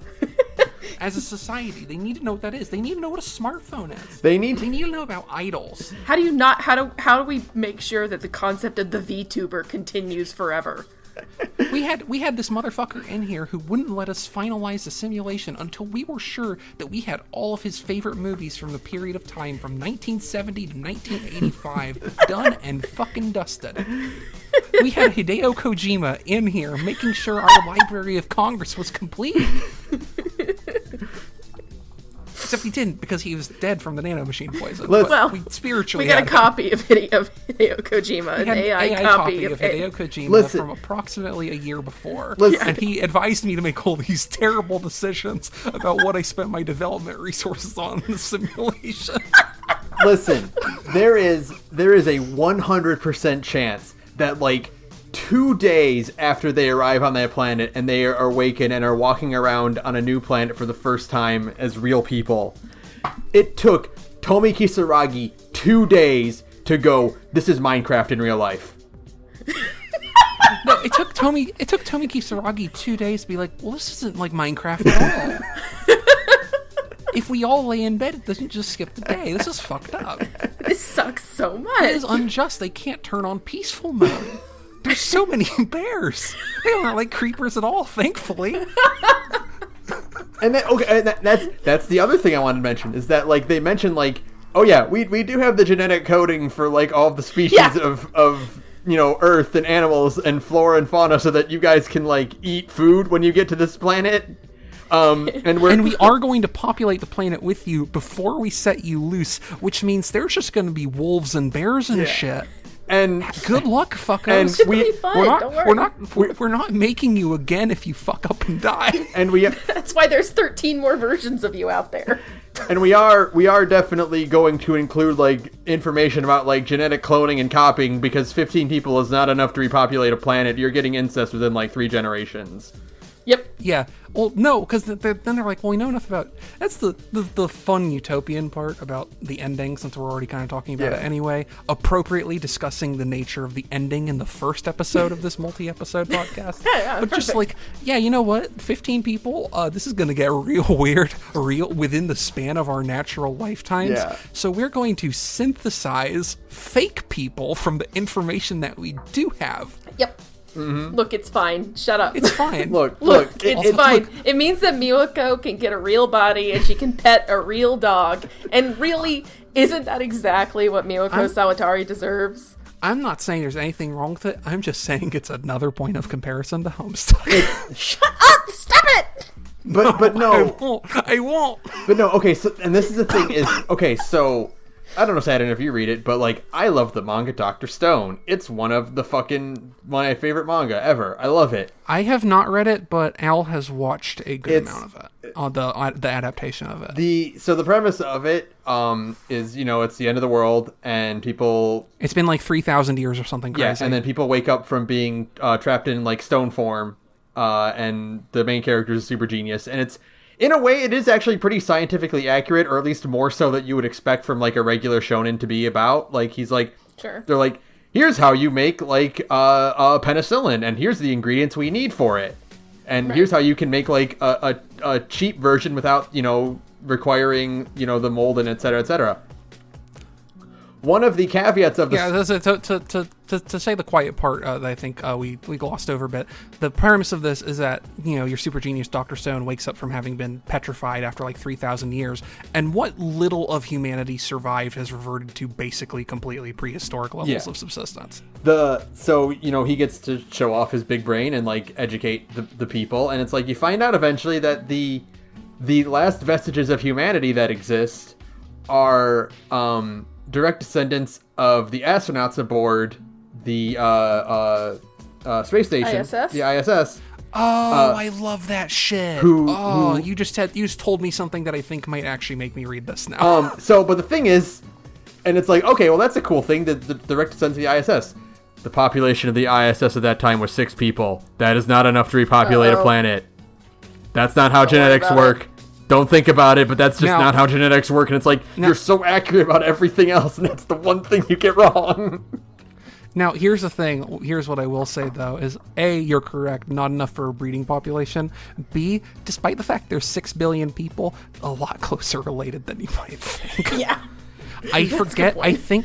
Because there is a degree, and I forget the exact numbers on this, but it was sometime during the Ice Age where basically the entire extant human population ended up being condensed down to like the west southern coast of Africa, basically, because it was the only part of people. Mm-hmm. Yeah, it was the only part of the world that is hospitable. But that means that all of humanity is descended from those 10,000 people, and it's like even if you were to grab someone on the other side of the world from you completely, I think it's like you are probably genetically connected to any other living person within, I think, about 8 to 12 steps, I believe. Yeah, it's crazy. Like, you can draw a pretty straight line that isn't too hard to follow to any other living person. Which... Yeah, it's really wild. Which they actually do mention in Dr. Stone, where it's because someone's like, well, wait a minute, doesn't it mean everyone in this village is related? And Senku is like, yeah, but it's been 3,000 years. The generation gaps are to the point where it's kind of irrelevant at this point. That's just biology, baby. Nothing you can do about that, unfortunately. But it's weird to us, but in the grand scope of science, it's not that weird. Yeah.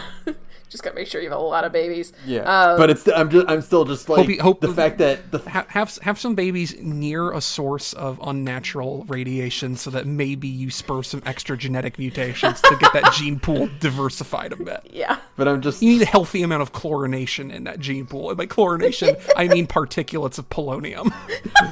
But just 13 Sentinels, when they talk about like, oh yeah, we do have like cloning facilities in the works for you guys. I'm like, oh, thank you.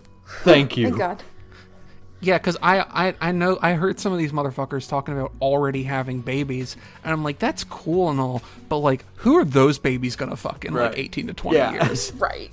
You are gonna see some weird looking babies while you are still perfectly alive, albeit gray around the gills. But we dodged that bullet. We get our happy ending where everything's fine, thank God. Shockingly, everybody survived to the end of that. I have played Odin's Sphere, y'all.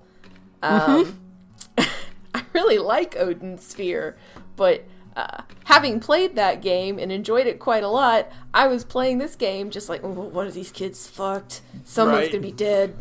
Someone's super fucked. It is phenomenal. The idea to how high the stakes are, how super fucked everything is, how much the entire plot of the game rests basically on the knife's edge, and all the kids get out alive, all their friends get out alive, all the people from fucked timelines who are still around get out with happy endings in one way or another, and all the fake people that the computer invented also get to eventually be real people too. And it doesn't feel like bullshit. Yes. I mean, it's a little, it's a little it's bit earned. like, it feels totally earned. It doesn't feel like bullshit. It's very like, they even say it in the game, science significantly advanced just looks like magic. It's a little bit of that, but like whatever, it's been a really long time. Yeah, but like aside from the hand wavy shit, like, oh yeah, we can fuck around and make fake clones of these computer people. It's like, yeah, okay, whatever. Like, everything, all the stakes the game pushes are real, and the fact that every character gets out okay is not like, oh, the game pulled punches. It's like, the game was honest about its stakes and about what could happen if anything went wrong, and it delivered on the story in a specific way that made sure everyone was able to get out okay, and it still feel like all that shit still mattered. And so this is something that I really want to go into next episode, because we're running out of time, and this is something that takes that I think will be very significant. But one of the things I really like about this game and about the simulation world that they live in is the fact that when there's that scene late in the game where Kisaragi is trying to escort baby Chihiro and Miwako out of this, like, to somewhere safe, and eventually they're like, we need you back in the battle, so she leaves. The fact that, like, Miwako didn't just T-pose the minute she was gone, Right. like, it was like the thing where I'm like, okay, this game actually does want us to consider these AI people to be like Real individuals, like, that matter. Yeah. This is a robust simulation. Yeah. Actually, like you said, we're running out of time, but I do think this is like the most important thing to say to maybe wrap this episode up. In any other piece of media, the reveal that it was all a simulation would piss me off. Yes. And this feels like, oh, okay, yeah, that makes sense. Well, because the thing is, like, even though it was all a simulation, the fact of the matter is, they would still be dead if they died. Yeah. Exactly. Like, there is still, the game makes very clear, like, the stakes of this are that if you fail and this fucks up, your clones that are currently sitting in clone bays, gestating and going through all this brain hell, are just going to rot in there and then have to be cleaned out and replaced later. Yep. Have fun. Yeah. Good luck. And it's incredible. It's so, like, it really does feel that that's such a difficult needle to thread to tell me that it was all a simulation, but it was all still real. It was all still real, and I don't feel cheated at any point. It's like, probably because they all survive. It's like, oh, well, everything they felt and experienced and all of that stuff was still real, and they are still taking something from that and using those experiences to, like, go forward in their life. It's almost like they graduated from high school. Appropriately. Yeah. Because it's the intent of the simulation. Yeah. Is to get them to about 20 I mean, and be like, all right, we've taught you everything we need to teach you. Now go out there naked into the world and Minecraft your way into a real civilization. Wait. Yeah, they graduated high school. Wait, you guys, oh my god, no. Yeah. No. What? They're Hank and Dean Venture. Stop it! They're clones Shut the who fuck spend up. their lives leaving. in a learning bed that provides away them with now. all the education they need. Podcast over. Okay, but what if instead of the two Venture twins, There was 15 of them, and also Shinzo Abe was there as a ghost, instructing them in the ways of having a successful pseudo-compulsory heterosexual adulthood. I mean, listen, what is Dr. Jonas Venture, but not a more rugged Shinzo Abe?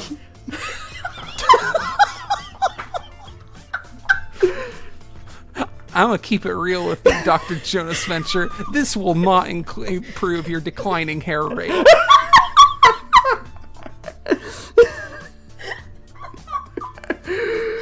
Okay. All right. You know what? I'm calling it. We're done. Podcast Been Yeah, two, you know what? been This 2 is hours. this is a really appropriate first episode of our 13 Sentinels podcast, in which for 2 hours we proceeded to cover the ending of the game and nothing else. No, that's perfect. We covered the ending of the game and the Combat part, which we SRPG probably combat part. Yeah, which we that probably doesn't really won't- matter. We also talked about Probably won't talk Homestuck. about except for me. God damn it. Which we probably won't talk about except for me reliving my horror of trying to S rank high quad on normal and just giving up and doing it on casual. Okay. Oh, fuck I'm me. calling it here. We're Okay. done. We'll be back next week, probably. All right. Do we still do a end of episode spiel, or do we save that for the end of the series? we get it every episode, forgot. but I got to do my thing. So thank you, Broke Free, for Yeah. use of background music. You can follow me on Twitter at thegorgepodcast. You can follow Sara at radioinactivity. You can email us at thegorgepodcast@gmail.com. Saturn, do you want to talk about anything where they can follow you at? Yeah, you can follow me at Celestial Mick on Twitter. You can listen to the podcast I do with Sarah on Big Gay Nerds, which we are at the current moment of recording, and probably if you listen to this contemporaneously, we're playing Masks, which is very fun. Yay. We had some good episodes lately that are fun to listen to and have fun things happen in them. I'm so excited for the next episode. I think it went up. No, I mean, like, Already. the next episode we're going to record. I'm excited Yes, to play same. again. Same. And last but not least, if you are someone who likes tabletop RPGs at all, I made a supplement for the RPG Beam Saber that I think Beam Saber is pretty good. I think my supplement is also pretty good. I agree. It's called Fear and Loving. It's a bunch of different mech pilots that you can play in Beam Saber who have cool things going on. And you can find that at hellabytes.itch.io, which is spelled like hella, and then the data measurement of bytes, as though I am describing an amount of bytes that you would classify as hellabytes. I will put that link in the description too, so you can just click on it. Oh, thank you. Perfect. That's it for me. Where are we at now? Okay, we're done for the night. I do got one, actually. I do got one. Fuck Homestuck. Give me back those 7 years of my life, you bastard. That music still slaps, though. Megalovania is Toby still a good Fox song. Toby Fox went on to take all that music know-how and put it towards things that are easier to recommend. Way better. And won't make me angry if you go, this is like Undertale. I'll go like, yes. But if you say, this is like Homestuck, I'm going to show up at your house with a knife. So both of you please look forward to that. All right. Good night, everyone. Good night.